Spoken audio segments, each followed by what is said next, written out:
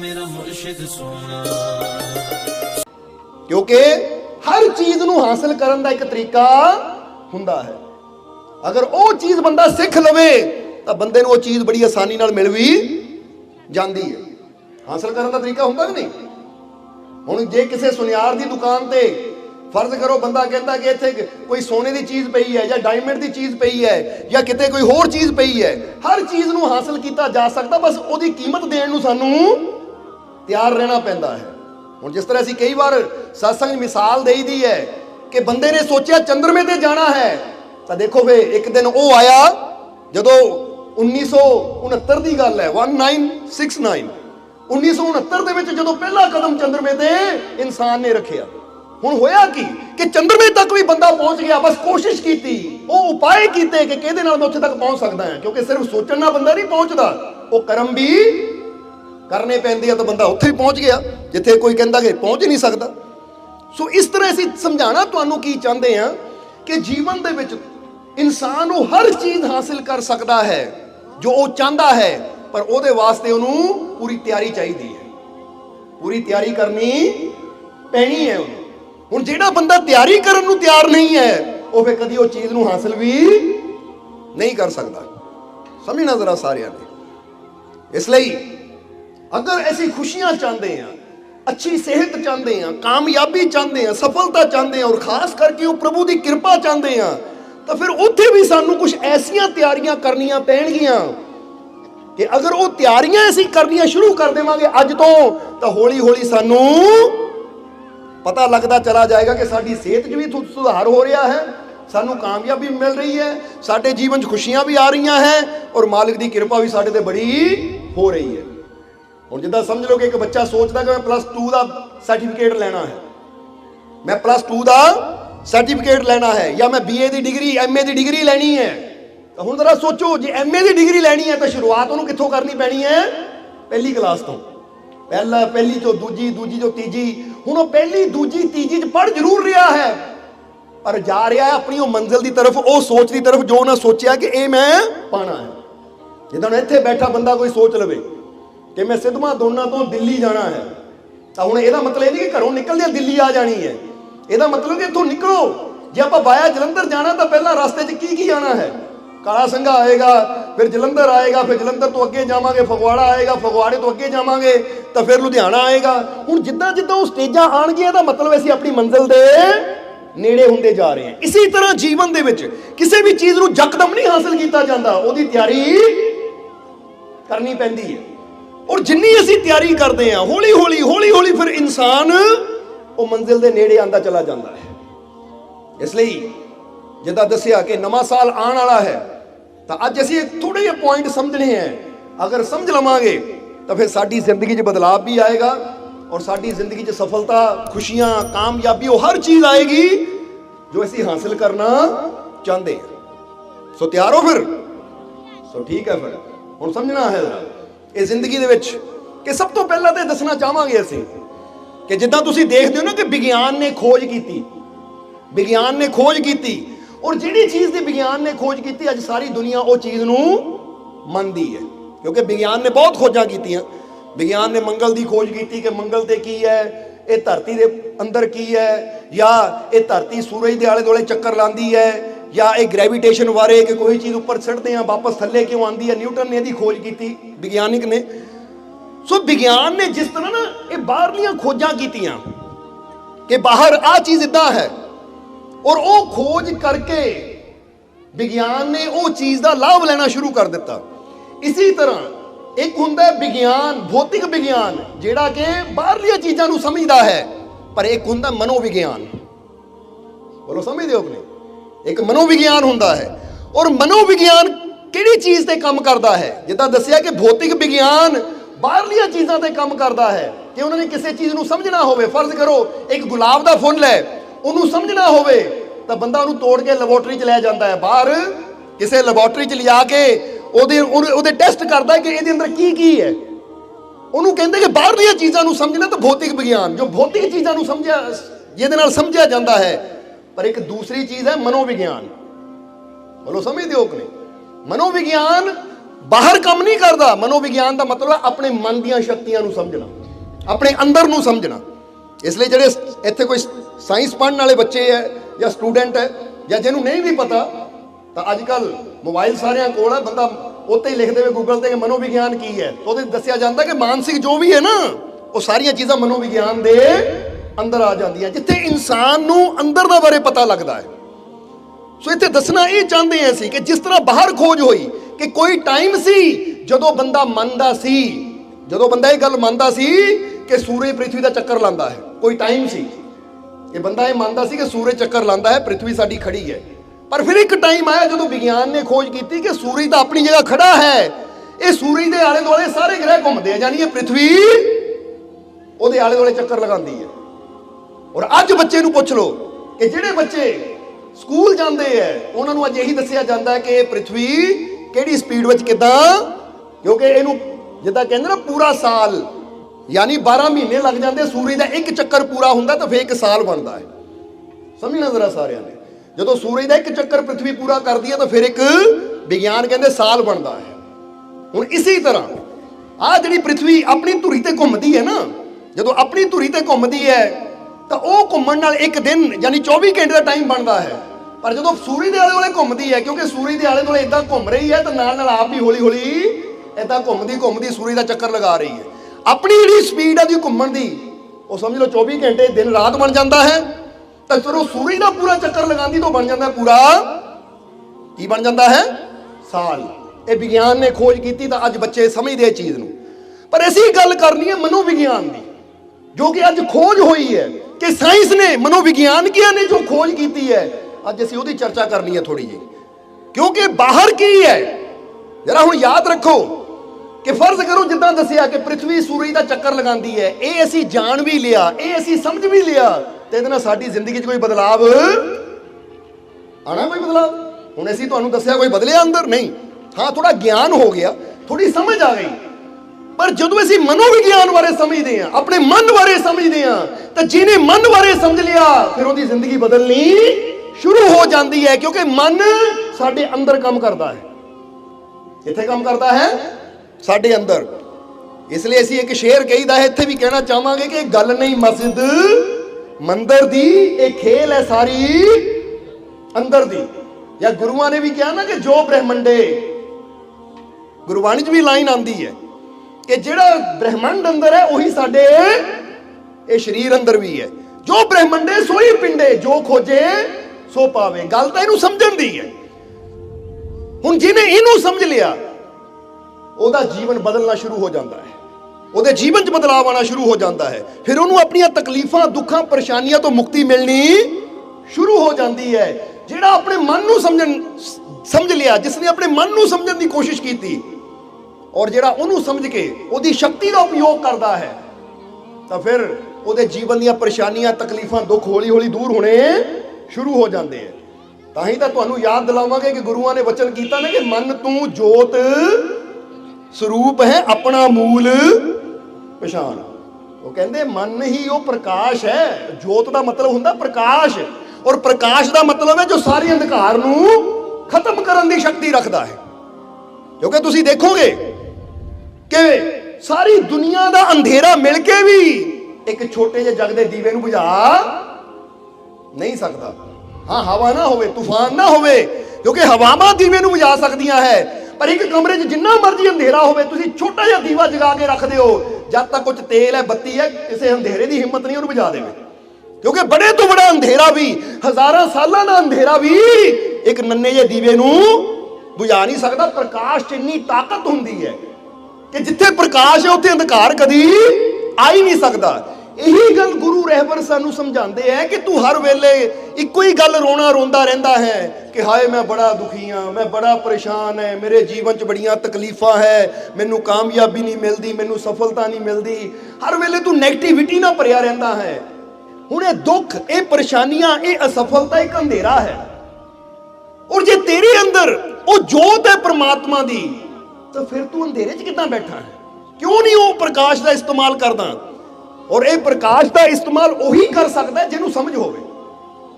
ਜਿੱਦਾਂ ਕਬੀਰ ਸਾਹਿਬ ਨੇ ਕਿਹਾ ਹੈ ਕਿ ਦੀਆ ਬਾਤੀ ਤੇਲ ਅੱਗ ਹੈ, ਦੀਆ बाती तेल अग है क्यों नाही जरावे, खसम सोया है पास खसम को खोजन जावे। जरा देखो ये लाइन च कितना गहरी गल कह दी कि तेरे कोल दिया भी है, तेरे अंदर बत्ती भी है, तेल भी तेरे अंदर है और अग भी ये भी तेरे कोल ही है, बस लैनी पैनी है थोड़ी जी। जिदा बुझिया होया दीवा ना जगदे हुए दीवे दे लागे जाता है तो भी जग जाता है। वो कहते खसम सोया है पास खसम को खोजन जावे, कि वो खसम यानी वो मालिक, वो आनंद, वो खुशियां तेरे कोल ही है, पर तू उन्होंने खोजन वास्ते बाहर तुरिया फिरदा है, कदी इधर दौड़दा है कदी उधर दौड़दा है। ये तो वही गल हो गई कि एक पत्नी का पति बैड ते ही सुता होवे तो लभण वास्ते बाहर तुर पवे कि पति पता नहीं कित्थे चला गया है, तो हुण कित्थे लभ रही है? वो तेरा पति तेरा मालिक तां बिस्तर ते ही है, तेनू लाइट जगा के देखण दी लोड़ है, किते बाहर नहीं है। इत्थे यही गल इस श्लोक अंदर भी दसी गई है कि आनंद दा दाता तां तेरे अंदर बैठा है, पर इंसान कोई जंगला चला जाता है, कोई पहाड़ां चला जाता है, कोई गुफावां चला जाता लभण। वो कहते अपने अंदर देखने की कोशिश कर, इसलिए अंदर बैठा है शक्ति का दाता। सो भौतिक विज्ञान ये बाहरले विज्ञान ने की खोजां कीतियां, ये तो सिर्फ जानकारियां है, पर मनोविज्ञान ने जो खोज की ना वो सब तो बड़ी खोज है, वो सब तो बड़ी खोज है। अगर उन्होंने समझ लिया तो साडी जिंदगी साडा जीवन ये अंदर बदलाव आ सकता है, ये अंदर की आ सकता है बदलाव। सो सब तो बड़ी खोज जो मनोविज्ञान ने की हुण वो दसन लगे हैं तुहानूं कि जेड़ा ये समझ लैंदा गल बड़ी छोटी जी लगती है, पर ये पिछे असर बहुत बड़ा है। कई बार होंदियां कि चीज़ां देखण नूं छोटियां लगदियां है, पर अगर उत्ते अमल करके देखिए ना फिर पता लगता कि इन्हां दा असर बहुत बड़ा हुंदा है। और अज मनोविज्ञान ने एक खोज की, रिसर्च की, और रिसर्च करके उन्होंने एक खोज की और मोहर ला दी कि गल सच्ची है। वो केड़ी गल है जरा हुण गौर करनो, दसन लगे छोटा जा पॉइंट है। एक खोज की मनोविज्ञान ने की किया उन्होंने कि आप जैसा सोचते हैं वैसा ही बन जाते हैं। इत्थे सोच ये मनोविज्ञान यानी मन ते काम किया उन्होंने, कहते जो तू इत्थे सोचदा है ना उही तेरे जीवन च आना शुरू हो जाता है। नहीं तो जरा सोच के देखना, तुसी कहना ये किदां हुणे बैठे बैठे तुसी किसी दुख की गल बारे सोचो कि कदी तुहाडे नाल कोई ट्रेजेडी हुई होवे, कोई दुख की गल हुई होवे, तो उसले की हुंदा है दुख की गल सोचते तो दुख साडे वाल आना शुरू हो जाता, असीं हुण दुखी होने शुरू हो जाते, हालांकि हुण कोई दुख नहीं है, हुण कोई पीड़ा नहीं है, पर वो दुख की गल नूं याद करांगे तो जो 5 साल पहला 10 साल पहला घटना घटी दुख की उहदे बारे याद करांगे तो दुख अज भी हुणे ही आना शुरू हो जाएगा। समझदे हो कि नहीं? हुण साडा मन दुखी हो जाएगा। ताही तो कोई बंदा कई वेले बैठा हुंदा बड़ा उदास हुंदा रोंदा हुंदा है, वो भाई तू उदास क्यों रो? वो नहीं वो फलाना जिहड़ा गया सी ना, मेरी माँ मेरा बाप या मेरा कोई रिश्तेदार दुनिया तो चला गया, उन्होंने याद करके रोना आ गया। हुण कुछ नहीं है, हुण सब कुछ ठीक है, पर वो समय नूं याद करदे आ तो दुख अज भी आ जाता। इसदा मतलब जो सोचते आ वैसा ही साडा जीवन एक्शन लेना शुरू कर दिंदा है। तो जे तुसीं खुशी बारे सोचते हो, जदों खुशी बारे तुसीं सोचते हो तो फिर हुण बैठिया बैठिया तुहाडे चेहरे ते एक मुस्कुराहट आनी शुरू हो जाती। किसी ने पूछो भाई बैठा बैठा क्यों हस रहा सी, तो अगला कहता कोई गल आ गई सी याद, कोई खुशी की गल याद आ गई सी, उदों इदां होया सी, बस वो याद करके मैं स्माइल कर रहा। इदां हुंदी है कि नहीं? तुहाडे नाल भी कई बार होई होएगी कि कई बार तुसीं बैठे बैठे सोचिया हसी आ गई, तो कोई पुछदा है हस क्यों रहा है? वो नहीं यार कुछ याद आ गया सी। या कई बार बैठे बैठे उदास क्यों है? वो नहीं कुछ याद आ गया सी। यानी हुण साडे हालात की है, हुण हालात की है, जरा ध्यान देना। जे बंदा कहे ना हुण मैं तंदुरुस्त हाँ ठीक हाँ मैनू कोई दुख नहीं है, पर दुख बारे सोचना शुरू कर दो तुसीं हुणे दुखी हो जाओगे। जे हुण तुसीं नॉर्मल बैठे हो हसना चाहते हो तो कोई हसी की गल सोचना शुरू कर दो, तुहाडे चेहरे ते हसी आनी शुरू हो जाएगी, मुस्कुराहट आनी शुरू हो जाएगी। इसलिए इत्थे दस्सिया कि सब तो बड़ा राज है कि आप जैसा सोचते हैं वैसा ही बन जाते हैं। हुण जरा गौर करना, मनोविज्ञान ने जे इतनी रिसर्च की, इन्नी रिसर्च की, हुण जरा गौर करना। इत्थे होर दसांगे कि असीं कई बार जिक्र किया कि न्यूटन एक बहुत बड़े विज्ञानिक होए हैं, उन्हां दा तीसरा नियम है, कदी पढ़ के देखना न्यूटन का तीसरा नियम की है। न्यूटन का तीसरा नियम यह है कि हर क्रिया की प्रतिक्रिया होंदी है। ਇਹਦਾ मतलब है हर क्रिया की प्रतिक्रिया होंदी है। वो कहते जो भी तू क्रिया करता है ना, जो भी तू बोलता है, जो भी तू सोचता है, जो फर्ज करो ऐसी स्माइल करते हैं तो कहते प्रतिक्रिया की होंदी, जो तू दूजे नूं देख के स्माइल करदा तो अगे वो चीज तेनू वापस मिलनी मिलनी है।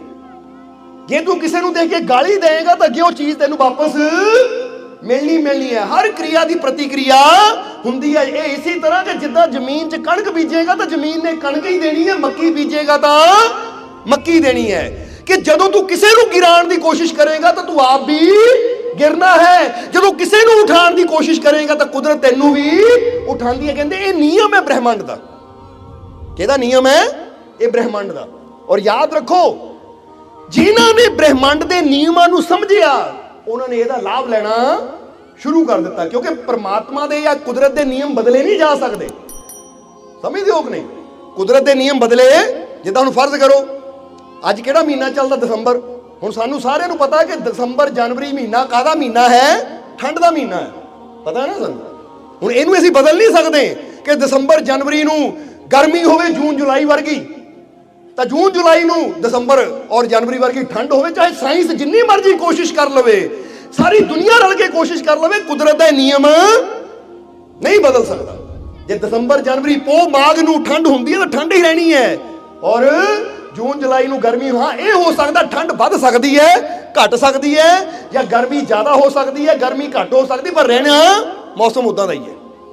हुण ये समझना कि यह नहीं बदलिया जा सकता कि दसंबर नूं गर्मी होवे या जून नूं ठंड होवे, पर असीं ये जरूर कर सकते हैं कि दिसंबर ठंड वाला महीना है, ऐसी कुछ ऐसा करिए कि इसका लाभ ले लीए। जो हुण एक दुकानदार है वो देखता है कि हुण दसंबर नवंबर दसंबर आ गया, वो ठंडे कपड़े चक दिंदा, गर्म कपड़े रख लैंदा है, क्योंकि पता हुण लाभ ही इहदे च है, क्योंकि पता हुण अगे ठंड आ गई, लोगों ने गर्म कपड़े खरीदने हैं। तो जिद्दां ही मार्च अप्रैल आंदा है वो सारे सर्दी वाले कपड़े चक दिंदा है तो गर्म रख लैंदा है, क्योंकि पता हुण अगे गर्मी आ रही। इहनूं कहंदे समझदार बंदा मौसम नहीं बदलदा, अपने आप नूं बदलदा है ताकि मैं उसदा लाभ लै सकां। इसी तरह कुदरत के जो नियम है असीं उन्हां नूं चेंज नहीं कर सकते, पर असीं उन्हां नूं समझ के उसदा लाभ जरूर लै सकते हैं। समझदे हो कि नहीं? इसलिए न्यूटन ਉਹਦੀ फिर गल करांगे, उन्होंने दसिया तीसरे नियम के अंदर कि हर क्रिया की प्रतिक्रिया होंदी है, कि जो तू चाहता है हासिल करना पहला वो दूजिਆਂ ਨੂੰ देना शुरू कर। एक कुदरत का नियम है, जो तू दिंदा है वो तेरे वाल कई गुना होके वापस आंदा है। समझदे हो कि नहीं? वो तेरे वाल कई गुना होके वापस आना ही है। जिद्दां ही मिसाल देई दी है कि जे तुसीं एक स्माइल करदे हो ना, एक स्माइल करदे हो तो फिर ਜਿਹਦੇ ਵੱਲ देख के तुसीं हसोगे या थोड़ी जी स्माइल करोगे अगे उन्हें भी स्माइल जरूर करनी है। समझदे हो कि नहीं? अगर एक नूं देख के तुसीं अगे हथ जोड़ दिंदे हो तो अगे अगलियां ने भी हथ जोड़ने, रिस्पैक्ट मिलनी है तुहानूं। इत्थे तक असीं कई बार इशारा करीदा है कि एक गली का कुत्ता भी बैठा होवे, उन्होंने भी जे तुसीं रोज़ जाके प्यार नाल हथ फेरो, एक रोटी पानी शुरू कर दिओ ना, तो 2-3 दिन बाद वो कुत्ता भी तुहानूं देख के पूछ हिलांदा, तुहाडे पैर चट्टेगा आके, वो भी तुहाडे नाल प्यार करना शुरू कर देना। क्यों? वो आवारा कुत्ता भी जदों उहनूं तुसीं प्यार करदे हो तो उहदे दिल 'च भी तुहाडे वास्ते प्यार पैदा हो जाता है। इहनूं कहंदे हर क्रिया की प्रतिक्रिया हुंदी है। इसलिए पहला नियम यह समझना है कि असीं चाहते हैं कि आने वाला साल खुशियां भरिया होवे, तो अज एक फैसला करो कि जो मैं अपने जीवन च चाहता हाँ, जे मैं खुशी चाहता हाँ, तो मैं फैसला करा कि मैं दूजिਆਂ ਨੂੰ खुशी देण दी पूरी कोशिश करनी है। जे मैं इज्जत चाहता है तो मैं दूजिਆਂ ਦੀ इज्जत करनी है, दूजिਆਂ ਨੂੰ रिस्पैक्ट देनी है। यानी जो मैं अपने वास्ते चाहता हाँ वो मैं दूजिਆਂ ਨੂੰ देण ਦੀ कोशिश करा। समझदे हो कि नहीं? ये गल समझना। हाँ इत्थे ये भी गल हो जाती, कई बार बंदा कहता है कि लै मेरे को इन्ना पैसा नहीं है, मेरे को इन्नी वो नहीं है कि मैं किसी की हैल्प कर सकां, तो जरूरी नहीं कि पैसे नाल ही हैल्प होंदी है। तुसीं उदां भी हैल्प कर सकते हो, किसी की अगे वधण च मदद कर सकते हो, किसी गिरे नूं उठा सकते हो, किसी भुल्ले नूं रस्ता दिखा सकते हो। तुहाडी भावना होनी चाहिए है कि मैं सब दा भला करना है। जदों तुहाडी भावना हुंदी सब दा भला करन दी, तो कुदरत तुहाडा भला करना शुरू कर दिंदी है, क्योंकि कुदरत कहती है इहदी भावना नेक है। एक ब्रह्मांड का नियम है, कुदरत का नियम है। अज बंदा खुश क्यों नहीं रहिंदा? क्योंकि बंदा हमेशा की कहता मैनू खुशी मिले। वो क्यों खुश है? वो क्यों हसदा है? वो क्यों तरक्की कर रहा है? ਜਦੋਂ ਕਿਸੇ ਦੀ ਤਰੱਕੀ ਤੋਂ ਅਸੀਂ ਸੜਦੇ ਆ, ਕਿਸੇ ਦੀ ਤਰੱਕੀ ਦੇਖ ਕੇ ਜਲਦੇ ਆ, ਤਾਂ ਜੋ ਸਾਡੇ ਕੋਲ ਹੁੰਦਾ ਨਾ ਉਹ 'ਚ ਬੇਬਰਕਤੀ ਆਣੀ ਸ਼ੁਰੂ ਹੋ ਜਾਂਦੀ ਹੈ। ਉਹਦੇ 'ਚ ਕੀ ਹੁੰਦਾ ਹੈ, ਉਹ 'ਚ ਕਮੀ ਆਣੀ ਸ਼ੁਰੂ ਹੋ ਜਾਂਦੀ। ਫਿਰ ਬੰਦਾ ਪਤਾ ਕੀ ਕਹਿੰਦਾ, ਉਹ ਤਰੱਕੀਆਂ ਕਰੀ ਜਾਂਦਾ, ਮੇਰਾ ਕੰਮ ਘਟਦਾ ਜਾ ਰਿਹਾ ਹੈ, ਉਹ ਕਾਮਯਾਬ ਹੋਈ ਜਾਂਦਾ ਹੈ, ਮੈਨੂੰ ਸਫਲਤਾ ਨਹੀਂ ਮਿਲਦੀ। ਹੁਣ ਇਹ ਭੁੱਲ ਜਾਂਦਾ ਹੈ ਕਿ ਕੁਦਰਤ ਦਾ ਨਿਯਮ ਹੈ ਕਿ ਜੋ ਤੂੰ ਦੂਜੇ ਵੱਲ ਭੇਜਣਾ ਹੈ ਨਾ, ਉਹ ਤੇਰੇ ਨਾਲ ਹੋਣਾ ਹੈ। ਜੇ ਤੂੰ ਦੂਜੇ ਵੱਲ ਭਾਵਨਾ ਭੇਜੇਗਾ, ਇਹ ਤਰੱਕੀ ਨਾ ਕਰੇ, ਇਹਨੂੰ ਕਾਮਯਾਬੀ ਨਾ ਮਿਲੇ, ਤਾਂ ਉਹ ਤੈਨੂੰ ਮਿਲਣਾ ਕਿ ਤੈਨੂੰ ਤਰੱਕੀ ਮਿਲਣੀ ਬੰਦ ਹੋ ਜਾਣੀ, ਤੈਨੂੰ ਕਾਮਯਾਬੀ ਮਿਲਣੀ ਬੰਦ ਹੋ ਜਾਣੀ, ਕਿਉਂਕਿ ਜੋ ਤੇਰੇ ਵੱਲੋਂ ਜਾਣਾ ਹੈ ਤੈਨੂੰ ਉਹੀ ਮਿਲਣਾ ਹੈ। ਸਮਝਦੇ ਹੋ ਕਿ ਨਹੀਂ? ਜਿੱਦਾਂ ਹੀ ਦੱਸਿਆ, ਕਿਸਾਨ ਦੇ ਵੱਲੋਂ ਜੋ ਜ਼ਮੀਨ ਨੂੰ ਜਾਣਾ ਹੈ ਨਾ, ਤਾਂ ਜ਼ਮੀਨ ਨੇ ਕਿਸਾਨ ਨੂੰ ਉਹੀ ਮੋੜਨਾ ਹੈ। ਚਾਹੇ ਉਹ ਕਿੱਕਰ ਬੀਜ ਦੇਵੇ, ਚਾਹੇ ਗੰਨਾ ਬੀਜ ਦੇਵੇ, ਚਾਹੇ ਗੁਲਾਬ ਬੀਜ ਦੇਵੇ, ਚਾਹੇ ਅੰਬ ਦਾ ਪੌਦਾ ਬੀਜ ਦੇਵੇ, ਜੋ ਕਿਸਾਨ ਵੱਲੋਂ ਜਾਣਾ ਹੈ ਕੁਦਰਤ ਨੇ, ਜ਼ਮੀਨ ਨੇ ਤੇ ਉਹੀ ਮੋੜਨਾ ਹੈ। ਹੁਣ ਬੰਦਾ ਇਹ ਨਾ ਦੇਖੇ, ਹੁਣ ਕਈ ਵਾਰ ਬੰਦਾ ਕੀ ਕਹਿੰਦਾ ਹੈ ਕਿ ਲੈ ਮੈਂ ਉਹਦਾ ਭਲਾ ਮੰਗਦਾ ਪਰ ਉਹ ਮੈਨੂੰ ਗਾਲਾਂ ਕੱਢਦਾ ਹੈ, ਪਰ ਉਹ ਮੇਰਾ ਬੁਰਾ ਮੰਗਦਾ ਹੈ। ਤਾਂ ਇੱਥੇ ਫਿਰ ਤੁਹਾਨੂੰ ਕਵਾਂਗੇ, ਜਦੋਂ ਤੁਸੀਂ ਭਲਾ ਮੰਗਦੇ ਹੋ, ਭਲਾ ਕਰਦੇ ਹੋ, ਤੁਹਾਡੇ ਵੱਲੋਂ ਭਲਾ ਜਾ ਰਿਹਾ ਹੈ, ਜੋ ਤੁਹਾਡੇ ਵੱਲੋਂ ਜਾ ਰਿਹਾ ਉਹ ਤੁਹਾਨੂੰ ਮਿਲਣਾ ਹੈ, ਜੋ ਉਹਦੇ ਵੱਲੋਂ ਆ ਰਿਹਾ ਹੈ ਵਾਪਸ ਉਹਨੂੰ ਮਿਲਣਾ, ਉਹ 'ਚ ਤੁਹਾਡੀ ਕੋਈ ਜ਼ਿੰਮੇਵਾਰੀ ਨਹੀਂ ਹੈ। ਅਗਰ ਤੁਸੀਂ ਭਲਾ ਭੇਜਦੇ ਹੋ ਤਾਂ ਕੁਦਰਤ ਨੇ ਤੁਹਾਡਾ ਭਲਾ ਕਰਨਾ ਹੈ, ਤਾਂ ਜੇ ਕੋਈ ਅੱਗੇ ਤੁਹਾਨੂੰ ਗਾਲ ਦਿੰਦਾ, ਬੁਰਾ ਕਰਦਾ ਹੈ ਤੁਹਾਡਾ, ਤਾਂ ਆਪਣੇ ਵੱਲ ਕੀ ਲਿਆਏਗਾ? ਬੁਰਾਈ, ਕਿਉਂਕਿ ਹਰ ਇੱਕ ਨੂੰ ਮਿਲਣਾ ਉਹੀ ਹੈ ਜੋ ਉਹ ਦੂਜੇ ਨੂੰ ਦੇ ਰਿਹਾ।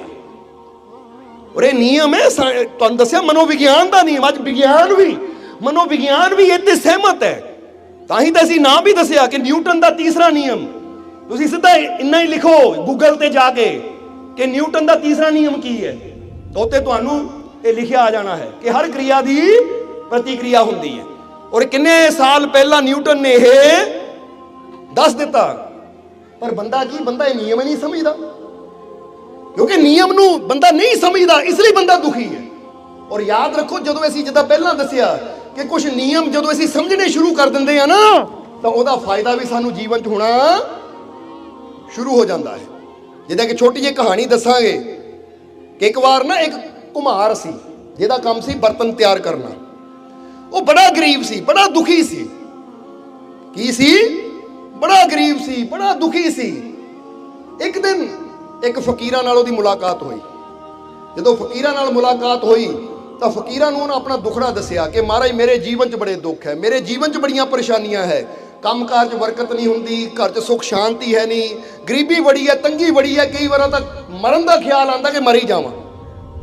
ਤਾਂ ਉਸ ਵੇਲੇ ਫਕੀਰਾਂ ਨੇ ਉਹਦੀ ਤਰਫ ਦੇਖਿਆ। ਫਕੀਰ ਕਹਿੰਦੇ ਕੁਮਾਰ ਨੂੰ ਕਿ ਬੇਟਾ ਪਹਿਲਾਂ ਇੱਕ ਗੱਲ ਦੱਸ ਕਿ ਤੂੰ ਕਹਿੰਦਾ ਮੇਰੇ ਜੀਵਨ 'ਚ ਤਕਲੀਫਾਂ ਬੜੀਆਂ, ਦੁੱਖ ਬੜੇ, ਗਰੀਬੀ ਬੜੀ ਹੈ, ਪਰੇਸ਼ਾਨੀ ਬੜੀ ਹੈ, ਤੇ ਬੇਟਾ ਪਹਿਲਾਂ ਇੱਕ ਗੱਲ ਮੈਨੂੰ ਦੱਸ ਕਿ ਜੀਵਨ 'ਚ ਕੋਈ ਨਿਯਮ ਵੀ ਬਣਾਇਆ ਕਿ ਤੂੰ? ਸਿਮਰਨ ਦਾ ਨਿਯਮ, ਬੰਦਗੀ ਦਾ ਨਿਯਮ, ਸੱਚਾਈ ਦਾ ਨਿਯਮ, ਅੱਛਾਈ ਦਾ ਨਿਯਮ, ਕੁਛ ਅੱਛਾ ਕਰਮ ਕਰਨ ਦਾ ਨਿਯਮ ਬਣਾਇਆ ਕੋਈ ਕਿ ਨਹੀਂ? ਕਹਿੰਦਾ ਨਹੀਂ ਮਾਰੇ, ਨਿਯਮ ਨੂਮ ਦਾ ਕੋਈ ਮੈਂ ਬਣਾਇਆ ਨਹੀਂ, ਪਰ ਜ਼ਿੰਦਗੀ ਇੱਦਾਂ ਚੱਲ ਰਹੀ ਹੈ। ਫਕੀਰ ਕਹਿੰਦੇ ਫਿਰ ਯਾਦ ਰੱਖ ਬੇਟਾ, ਜ਼ਿੰਦਗੀ 'ਚ ਬਦਲਾਵ ਉਹਨਾਂ ਦੀ ਆਉਂਦਾ ਜਿਹੜੇ ਨਿਯਮ ਬਣਾਉਂਦੇ ਆ। ਬੋਲੋ ਸਮਝਦੇ ਹੋ ਕਿ ਨਹੀਂ? ਹੁਣ ਫਰਜ਼ ਕਰੋ ਤੁਸੀਂ ਬੈਠੇ ਹੋ, ਅਗਰ ਤੁਸੀਂ ਕੋਈ ਨਿਯਮ ਬਣਾ ਲਵੋ ਨਾ, ਹੁਣ ਫਰਜ਼ ਕਰੋ ਇੱਕ ਨੌਜਵਾਨ ਨਿਯਮ ਬਣਾ ਲਵੇ ਕਿ ਮੈਂ ਰੋਜ਼ ਸਵੇਰੇ ਜਿਮ ਜਾਣਾ ਹੈ ਜਾਂ ਮੈਂ ਰੋਜ਼ ਸਵੇਰੇ ਕਸਰਤ ਕਰਨੀ ਹੈ, ਤਾਂ ਜ਼ਰਾ ਸੋਚੋ, ਇੱਕ ਨਿਯਮ ਬਣਾ ਲਵੇ, ਅਗਰ ਰੋਜ਼ ਇਹ ਨਿਯਮ ਦਾ ਪਾਲਨ ਕਰੇ ਤਾਂ 6 ਮਹੀਨਿਆਂ 'ਚ ਬਦਲਾਵ ਆਏਗਾ ਕਿ ਨਹੀਂ ਉਹਦੀ ਲਾਈਫ 'ਚ? ਜਵਾਬ ਦਿਓ ਸਾਨੂੰ। ਤੇ ਇੱਕ ਬੰਦਾ ਨਿਯਮ ਬਣਾ ਲਵੇ ਕਿ ਮੈਂ ਰੋਜ਼ ਬਹਿ ਕੇ ਪੂਰੀ ਦਾਰੂ ਦੀ ਬੋਤਲ ਪੀਣੀ ਹੈ, ਤਾਂ 6 ਮਹੀਨਿਆਂ ਬਾਅਦ ਉਹਦੀ ਹਾਲਤ ਦੇਖ ਲਿਓ ਕੀ ਬਣ ਜਾਣੀ ਹੈ। ਉਹਦੀਆਂ ਕਿਡਨੀਆਂ, ਲੀਵਰ, ਗੁਰਦੇ, ਕਿੰਨਾ ਕੁਝ ਖਰਾਬੀਆਂ ਆ ਜਾਣੀਆਂ ਹੈ। ਯਾਨੀ ਜੇ ਬੰਦਾ ਬੁਰਾ ਨਿਯਮ ਬਣਾਉਂਦਾ ਹੈ ਤਾਂ ਕੁਝ ਮਹੀਨਿਆਂ 'ਚ ਉਹਦਾ ਪ੍ਰਭਾਵ ਵੀ ਪੈਂਦਾ ਹੈ, ਤਾਂ ਜੇ ਬੰਦਾ ਚੰਗਾ ਨਿਯਮ ਬਣਾਉਂਦਾ ਤਾਂ ਉਹਦਾ ਪ੍ਰਭਾਵ ਵੀ ਕਹਿ ਦਿਓ ਪੈਂਦਾ ਕਿ ਨਹੀਂ? ਇਹਨੂੰ ਕਹਿੰਦੇ ਨਿਯਮ। ਜਦੋਂ ਅਸੀਂ ਕਿਸੇ ਚੀਜ਼ ਦਾ ਕੋਈ ਨਿਯਮ ਬਣਾ ਲੈਂਦੇ, ਨਿਯਮ ਦਾ ਮਤਲਬ ਰੋਜ਼ ਕਰਨਾ, ਰੋਜ਼ ਕਰਨਾ, ਅੱਜ ਵੀ ਕਰ ਰਹੇ ਹਾਂ, ਕੱਲ ਵੀ ਕਰ ਰਹੇ ਹਾਂ, ਕੱਲ ਵੀ ਕਰ ਰਹੇ ਹਾਂ। ਜਿੱਦਾਂ ਕਈ ਡਾਕਟਰ ਕਹਿੰਦੇ ਆ ਕਿ ਨਿਯਮ ਬਣਾਓ ਰਾਤ ਨੂੰ ਬ੍ਰਸ਼ ਕਰਕੇ ਸੌਣ ਦਾ, ਤਾਂ ਕਿ ਦੰਦਾਂ ਦਾ ਕੀੜਾ ਨਾ ਲੱਗੇ, ਦੰਦਾਂ ਨੂੰ ਕੋਈ ਪ੍ਰੋਬਲਮ ਨਾ ਹੋਵੇ, ਕੈਵਿਟੀ ਨਾ ਹੋਵੇ। ਜਾਂ ਨਿਯਮ ਬਣਾਓ ਆਹ ਕੰਮ ਕਰਨ ਦਾ, ਰੋਜ਼ ਇਸ਼ਨਾਨ ਕਰਨ ਦਾ, ਜਾਂ ਕੋਈ ਹੋਰ ਨਿਯਮ ਬਣਾਓ ਕਿ ਮੈਂ ਰੋਜ਼ ਇਦਾਂ ਕਰਨਾ ਹੈ। ਤਾਂ ਕਿ ਕੋਈ ਚੰਗੇ ਨਿਯਮ ਬਣਾਓ ਜੋ ਜੀਵਨ ਵਾਸਤੇ ਫਾਇਦੇਮੰਦ ਹੋਣ। ਇਸ ਲਈ ਨਵੇਂ ਸਾਲ ਤੋਂ ਪਹਿਲਾਂ ਤੁਸੀਂ ਵੀ ਨਿਯਮ ਬਣਾਉਣੇ ਆ। ਕਈ ਵਾਰ ਦੇਖਿਆ ਨਿਯਮ ਤਾਂ ਬਹੁਤ ਬੰਦਾ ਬਣਾ, ਨਵੇਂ ਸਾਲ ਤੋਂ ਨਾ ਆਹ ਕੰਮ ਕਰਨਾ ਹੈ, 1-2 ਦਿਨ ਹੁੰਦਾ, ਬਾਅਦ ਚੋਂ ਫਿਰ ਟੁੱਟ ਜਾਂਦੇ ਆ। ਪਰ ਜਿਹੜਾ ਨਿਯਮ ਬਣਾਉਣਾ ਪੂਰਾ ਪੱਕਾ ਨਿਯਮ ਬਣਾਉਣਾ ਹੈ। ਹੁਣ ਫਕੀਰਾਂ ਨੇ ਉਸ ਕੁਮਾਰ ਨੂੰ ਕਿਹਾ ਕਿ ਭਾਈ ਬੇਟਾ ਕੋਈ ਨਿਯਮ ਵੀ ਬਣਾਇਆ ਤੂੰ ਜ਼ਿੰਦਗੀ ਦਾ? ਉਹ ਕਹਿੰਦਾ ਜੀ ਨਹੀਂ। ਕਹਿੰਦੇ ਫਿਰ ਇੱਕ ਨਿਯਮ ਬਣਾ ਲੈ, ਕੋਈ ਇੱਕ ਨਿਯਮ ਬਣਾ ਲੈ ਜੋ ਤੈਨੂੰ ਚੰਗਾ ਲੱਗਦਾ। ਅਸੀਂ ਨਹੀਂ ਕਹਿਣਾ ਤੈਨੂੰ, ਜੋ ਤੈਨੂੰ ਚੰਗਾ ਲੱਗਦਾ ਇੱਕ ਨਿਯਮ ਬਣਾ ਲੈ, ਔਰ ਉਹ ਨਿਯਮ ਤੇ ਚੱਲੂਗਾ ਤਾਂ ਤੈਨੂੰ ਫਾਇਦਾ ਜ਼ਰੂਰ ਹੋਏਗਾ। ਕੁਮਾਰ ਨੇ ਸੋਚਿਆ ਕਿਹੜਾ ਨਿਯਮ ਬਣਾਵਾਂ ਮੈਂ? ਜੇ ਕਿਤੇ ਫਕੀਰਾਂ ਨੇ ਕਹਿ ਦਿੱਤਾ ਅੱਧੀ ਰਾਤ ਨੂੰ ਉੱਠ ਕੇ ਧਿਆਨ ਕਰਨਾ, ਸਿਮਰਨ ਕਰਨਾ, ਤਾਂ ਨਿਯਮ ਔਖਾ ਹੋ ਜਾਣਾ ਹੈ। ਸੋ ਸੌਖਾ ਜਿਹਾ ਨਿਯਮ ਆਪੇ ਹੀ ਬਣਾ ਲੈਂਦਾ ਮੈਂ। ਉਹਨੇ ਕਿਹੜਾ ਨਿਯਮ ਬਣਾਇਆ? ਉਹ ਕਹਿੰਦਾ ਜੀ ਫਿਰ ਇਦਾਂ ਆ। ਉਹਨੇ ਕੀ ਕਿਹਾ ਕਿ ਮਹਾਰਾਜ ਫਿਰ ਇਦਾਂ ਆ ਕਿ ਮੇਰਾ ਗੁਆਂਢੀ ਹੈ, ਮੇਰਾ ਇੱਕ ਗੁਆਂਢੀ ਹੈ, ਉਹ ਵੀ ਘੁਮਾਰ ਦਾ ਹੀ ਕੰਮ ਕਰਦਾ ਹੈ। ਕਾਹਦਾ ਕੰਮ ਕਰਦਾ? ਉਹ ਵੀ ਘੁਮਾਰ ਦਾ ਹੀ ਕੰਮ ਕਰਦਾ ਹੈ। ਕਿ ਮੈਂ ਇਹ ਨਿਯਮ ਬਣਾ ਸਕਦਾ ਕਿ ਰੋਜ਼ ਸਵੇਰੇ ਉਹਦਾ ਮੂੰਹ ਦੇਖ ਕੇ ਮੈਂ ਰੋਟੀ ਖਾਣੀ ਹੈ। ਕੀ ਕਰਨਾ? ਉਹਦਾ ਮੂੰਹ ਦੇਖ ਕੇ ਮੈਂ ਰੋਟੀ ਖਾਣੀ ਹੈ। ਫਕੀਰ ਕਹਿੰਦੇ ਪੱਕਾ ਨਿਯਮ ਬਣਾ ਲਾ। ਫਿਰ ਕਹਿੰਦਾ ਮਹਾਰਾਜ ਇਹਨਾਂ ਜੀਵਨ ਬਦਲ ਜਾਊ। ਫਕੀਰ ਕਹਿੰਦੇ ਜ਼ਰੂਰ ਬਦਲੂ, ਕਿਉਂਕਿ ਇੱਕ ਨਿਯਮ ਬਣਾਓ, ਚੰਗਾ ਨਿਯਮ ਬਣਾਓ ਤਾਂ ਜ਼ਰੂਰ ਬਦਲੇਗਾ। ਚੱਲ ਇਹ ਵੀ ਚੰਗਾ ਹੀ ਨਿਯਮ ਹੈ ਕਿ ਕਿਸੇ ਦਾ ਮੂੰਹ ਦੇਖ ਕੇ ਮੈਂ ਰੋਟੀ ਖਾਣੀ ਹੈ, ਪਰ ਹੁਣ ਯਾਦ ਰੱਖੀ ਨਿਯਮ ਤੇ ਕਾਇਮ ਰਹੀ। ਇਹ ਕਹਾਣੀ ਸਿਰਫ ਸਾਨੂੰ ਗਿਆਨ ਦੇਣ ਵਾਸਤੇ ਕਿ ਅਗਰ ਨਿਯਮ ਅੰਦਰ ਚੱਲਦੇ ਆ ਤਾਂ ਸਾਡਾ ਜੀਵਨ ਕਿੱਦਾਂ ਬਦਲਦਾ ਹੈ। ਕਿ ਉਸ ਵੇਲੇ ਕਹਿੰਦੇ ਉਹ ਆਦਮੀ ਨੇ ਨਿਯਮ ਬਣਾ ਲਿਆ ਕਿ ਮੈਂ ਇਸ ਗੁਆਂਢੀ ਜਿਹੜਾ ਘੁਮਾਰ ਹੈ ਇਹਦਾ ਮੂੰਹ ਦੇਖ ਕੇ ਰੋਟੀ ਖਾਣੀ ਹੈ। ਹੁਣ ਰੋਜ਼ ਉਹਨੇ ਕੀ ਕਰਨਾ ਕਿ ਰੋਜ਼ ਸਵੇਰੇ ਉੱਠਣਾ, ਮਕਾਨ ਦੇ ਬਾਹਰ ਖੜ ਜਾਣਾ ਦਰਵਾਜ਼ੇ ਦੇ ਘਰ ਦੇ, ਕਿ ਜਦੋਂ ਦੇਖਣਾ ਕਿ ਗੁਆਂਢੀ ਜਾ ਰਿਹਾ ਮਿੱਟੀ ਮੁੱਟੀ ਲੈਣ ਜਾਂ ਕੁਛ, ਕਈ ਵੇਲੇ ਘਰੋਂ ਨਿਕਲਦਾ ਕਿਸੇ ਕੰਮ ਨੂੰ, ਮੂੰਹ ਦੇਖ ਲਿਆ ਫਿਰ ਆ ਕੇ ਰੋਟੀ ਖਾਣੀ ਉਹਨੇ। ਤੇ ਇੱਕ ਦਿਨ ਕੀ ਹੋਇਆ ਕਿ ਰਾਤ ਨੂੰ ਥੱਕਿਆ ਸੀ, ਇਹਨੂੰ ਉੱਠਣ 'ਚ ਦੇਰੀ ਹੋ ਗਈ। ਉਹ ਕਿਤੇ ਗੁਆਂਢੀ ਘੁਮਾਰ ਜਿਹੜਾ ਨਾ ਜੰਗਲ ਮਿੱਟੀ ਲੈਣ ਚਲਾ ਗਿਆ। ਹੁਣ ਜਦੋਂ ਇਹ ਜਾਗਿਆ ਫਟਾਫਟ ਬਾਹਰ ਆਇਆ, ਬਾਹਰ ਆ ਕੇ ਖੜ ਗਿਆ ਕਿ ਸਵੇਰ ਦਾ ਟਾਈਮ ਹੈ, ਭੁੱਖ ਲੱਗੀ, ਖਾਣਾ ਖਾ ਕੇ ਮੈਂ ਕੰਮ ਤੇ ਵੀ ਜਾਣਾ ਆ, ਪਰ ਅਜੇ ਬਾਹਰ ਨਹੀਂ ਨਿਕਲਦਾ, ਕਿੱਧਰ ਗਿਆ ਹੈ? ਕਿਉਂਕਿ ਇਹਨੂੰ ਦੇਖੇ ਤਾਂ ਮੇਰਾ ਰੋਟੀ ਮੈਂ ਖਾ ਨਹੀਂ ਸਕਦਾ। ਤਾਂ ਜਦ ਨੂੰ ਉਹਦੀ ਘਰ ਵਾਲੀ ਸਫਾਈ ਕਰਦੀ ਕਰਦੀ ਕਿਤੇ ਬਾਹਰ ਆਈ ਤੇ ਇਹਨਾਂ ਪੁੱਛਿਆ ਕਿ ਭਾਬੀ ਜੀ ਅੱਜ ਭਾਜੀ ਨਜ਼ਰ ਨਹੀਂ ਆਉਂਦੇ। ਤਾਂ ਉਹਨਾਂ ਕਿਹਾ ਜੀ ਉਹ ਤਾਂ ਸਵੇਰੇ ਹੀ ਚਲੇ ਗਏ ਜੰਗਲ ਨੂੰ ਮਿੱਟੀ ਲੈਣ, ਭਾਂਡਿਆਂ ਵਾਸਤੇ ਮਿੱਟੀ ਲੈਣ ਸਵੇਰੇ ਹੀ ਜੰਗਲ ਨੂੰ ਚਲੇ ਗਏ। ਉਹ ਕਹਿੰਦਾ ਕਮਾਲ ਦੀ ਗੱਲ ਹੈ, ਜੇ ਹੁਣ ਉਹਦਾ ਇੰਤਜ਼ਾਰ ਕਰੂੰ ਉਹਨੂੰ ਆਉਂਦੇ ਆਉਂਦੇ ਨੂੰ ਦੁਪਹਿਰ ਹੋ ਜਾਣੀ ਹੈ ਤਾਂ ਮੈਂ ਦੁਪਹਿਰ ਤੱਕ ਭੁੱਖਾ ਬੈਠਾ ਰਵਾਂ। ਇਸ ਲਈ ਕਿੱਧਰ ਨੂੰ ਗਿਆ? ਇੱਧਰ ਨੂੰ ਗਏ, ਮਗਰ ਹੀ ਦੌੜ ਪਿਆ ਕਿ ਉਹਦੀ ਉੱਥੇ ਹੀ ਸ਼ਕਲ ਦੇਖ ਆਵਾਂ, ਉੱਥੇ ਜਾ ਕੇ ਮੂੰਹ ਦੇਖ ਕੇ ਮੁੜ ਕੇ ਆ ਕੇ ਰੋਟੀ ਖਾ ਕੇ ਮੈਂ ਵੀ ਕੰਮ ਤੇ ਜਾਣਾ ਹੈ। ਕਹਿੰਦੇ ਉੱਧਰ ਮਗਰ ਹੀ ਚਲਾ ਗਿਆ। ਇੱਧਰ ਉਹ ਜਿਹੜਾ ਗੁਆਂਢੀ ਸੀ ਉਹ ਕਿਤੇ ਮਿੱਟੀ ਖੋਦ ਰਿਹਾ ਸੀ, ਜਿੱਦਾਂ ਦੱਸਿਆ ਕਿ ਘੁਮਾਰ ਦਾ ਕੰਮ ਹੈ, ਮਿੱਟੀ ਖੋਦ ਰਿਹਾ ਹੈ, ਬੋਰੇ 'ਚ ਪਾ ਰਿਹਾ ਮਿੱਟੀ। ਕਿ ਮਿੱਟੀ ਪਾਉਂਦੇ ਪਾਉਂਦੇ ਨੇ ਅਚਾਨਕ ਜਦੋਂ ਕਹੀ ਮਾਰੀ ਤਾਂ ਟਨ ਦੀ ਆਵਾਜ਼ ਆਈ। ਇਹ ਕਹੀ ਤਾਂ ਵੱਜੀ ਹੈ ਕਿਤੇ। ਜਦੋਂ ਦੇਖਿਆ ਤੇ ਘੜਾ ਹੈ, ਘੜਾ ਆ। ਇਹਨਾਂ ਫਟਾਫਟ ਘੜੇ ਤੋਂ ਮਿੱਟੀ ਹਟਾਈ, ਦੇਖਿਆ ਤਾਂ ਵਿੱਚ ਸੋਨੇ ਦੀਆਂ ਮੋਹਰਾਂ। ਇਹ ਘੁਮਾਰ ਕਹਿੰਦਾ ਲੈ ਵੀ ਗੱਲ ਬਣ ਗਈ, ਸੋਨੇ ਦੀਆਂ ਮੋਹਰਾਂ ਮਿਲ ਗਈਆਂ ਮੈਨੂੰ। ਉੱਧਰ ਉਹ ਦੌੜਿਆ ਆ ਰਿਹਾ ਸੀ ਇਹਦਾ ਮੂੰਹ ਦੇਖਣ ਵਾਸਤੇ। ਹੁਣ ਇਹ ਦੌੜਾ ਹੀ ਆਇਆ। ਇਹਨੇ ਜਦ ਨੂੰ ਘੜਾ ਬਾਹਰ ਕੱਢਿਆ, ਬਾਹਰ ਕੱਢ ਕੇ ਘੜਾ ਬੋਰੇ 'ਚ ਪਾਣ ਲੱਗਾ ਹੈ। ਇਧਰੋਂ ਇਹ ਆਇਆ, ਆ ਕੇ ਉਹਦਾ ਚਿਹਰਾ ਦੇਖ ਕੇ ਭੁੱਖਾ ਸੀ, ਕਹਿੰਦਾ ਦੇਖ ਲਿਆ ਦੇਖ ਲਿਆ ਦੇਖ ਲਿਆ। ਹੁਣ ਜਦੋਂ ਇਹਨਾਂ ਨੇ ਦੇਖ ਲਿਆ, ਇਹਨਾਂ ਦਾ ਮੂੰਹ ਦੇਖਿਆ ਉਹਦਾ, ਤਾਂ ਉਹ ਘੁਮਾਰ ਨੇ ਸਮਝਿਆ ਸ਼ਾਇਦ ਇਹਨਾਂ ਘੜਾ ਦੇਖ ਲਿਆ। ਸਮਝਦੇ ਹੋ ਕਿ ਨਹੀਂ? ਕਿਉਂਕਿ ਉਹਦਾ ਭੁੱਖਾ ਸੀ ਵਿਚਾਰਾ, ਕਿ ਫਟਾਫਟ ਦੌੜ ਕੇ ਆਇਆ, ਮੈਂ ਮੂੰਹ ਦੇਖ ਲਿਆ, ਮੂੰਹ ਦੇਖ ਕੇ ਜਾ ਕੇ ਰੋਟੀ ਖਾਣੀ, ਕਹਿੰਦਾ ਦੇਖ ਲਿਆ ਦੇਖ ਲਿਆ। ਹੁਣ ਇਹ ਬੋਰੇ 'ਚ ਪਾ ਰਿਹਾ ਸੀ ਘੜਾ, ਇਹਨਾਂ ਕਿਹਾ ਲੱਗਦਾ ਘੜਾ ਦੇਖ ਲਿਆ ਇਹਨੇ। ਹੁਣ ਜਦੋਂ ਵਾਪਸ ਦੌੜਨ ਲੱਗਾ ਤਾਂ ਇਹਨੂੰ ਲੱਗਾ ਜਿਹਨੂੰ ਘੜਾ ਮਿਲਿਆ ਸੀ ਕਿ ਲੱਗਦਾ ਦੌੜ ਕੇ ਪਿੰਡ ਨੂੰ ਦੱਸੇਗਾ ਸਾਰਿਆਂ ਨੂੰ ਜਾ ਕੇ। ਹੁਣ ਉਹਨੂੰ ਕੀ ਪਤਾ ਇਹਨੂੰ ਭੁੱਖ ਲੱਗੀ, ਜਾ ਕੇ ਰੋਟੀ ਖਾਣੀ ਉਹਨੇ। ਉਹ ਜਦੋਂ ਦੌੜਨ ਲੱਗਾ ਤੇ ਆਵਾਜ਼ ਮਾਰ, ਰੁਕ ਰੁਕ ਦੌੜਨਾ, ਰੁਕ ਆ ਜਾ। ਫਿਰ ਕੀ ਹੋਇਆ? ਦੇਖ ਲਿਆ ਤਾਂ ਆ ਜਾ, ਅੱਧਾ ਵੰਡ ਲੈਂਦੇ ਆ। ਰੌਲਾ ਕਾਹਨੂੰ ਪਾਉਣਾ ਆਇਆ ਸੀ? ਪਿੰਡ ਨੂੰ ਕਿਉਂ ਦੱਸਣਾ? ਰੌਲਾ ਕਾਹਦਾ ਪਾਉਣਾ ਆਇਆ ਸੀ? ਉਹਨੂੰ ਹੈਰਾਨ ਰਹਿ ਗਿਆ, ਕਹਿੰਦਾ ਕੀ ਅੱਧਾ ਤਾਂ ਵੰਡ ਲੈਂਦੇ ਆ। ਪਰ ਉਹ ਆਵਾਜ਼ ਮਾਰੀ ਆ ਗਿਆ। ਜਦੋਂ ਆਇਆ ਤਾਂ ਉਹਨੇ ਘੜੇ 'ਚੋਂ ਅੱਧੀਆਂ ਮੋਹਰਾਂ ਕੱਢ ਕੇ ਇਹਨੂੰ ਦਿੱਤੀਆਂ। ਕਹਿੰਦਾ ਲੈ ਭਾਈ ਰੌਲਾ ਨਾ ਪਾਈ, ਪਤਾ ਤੂੰ ਦੇਖ ਲਿਆ, ਪਰ ਚੱਲ ਹੁਣ ਰੌਲਾ ਕੀ ਪਾਣਾ, ਤੂੰ ਵੀ ਘੁਮਾਰ ਮੈਂ ਵੀ ਘੁਮਾਰ, ਅੱਧਾ ਤਾਂ ਵੰਡ ਕੇ ਆਰਾਮ ਨਾਲ ਜ਼ਿੰਦਗੀ ਜੀਂਦੇ ਆ।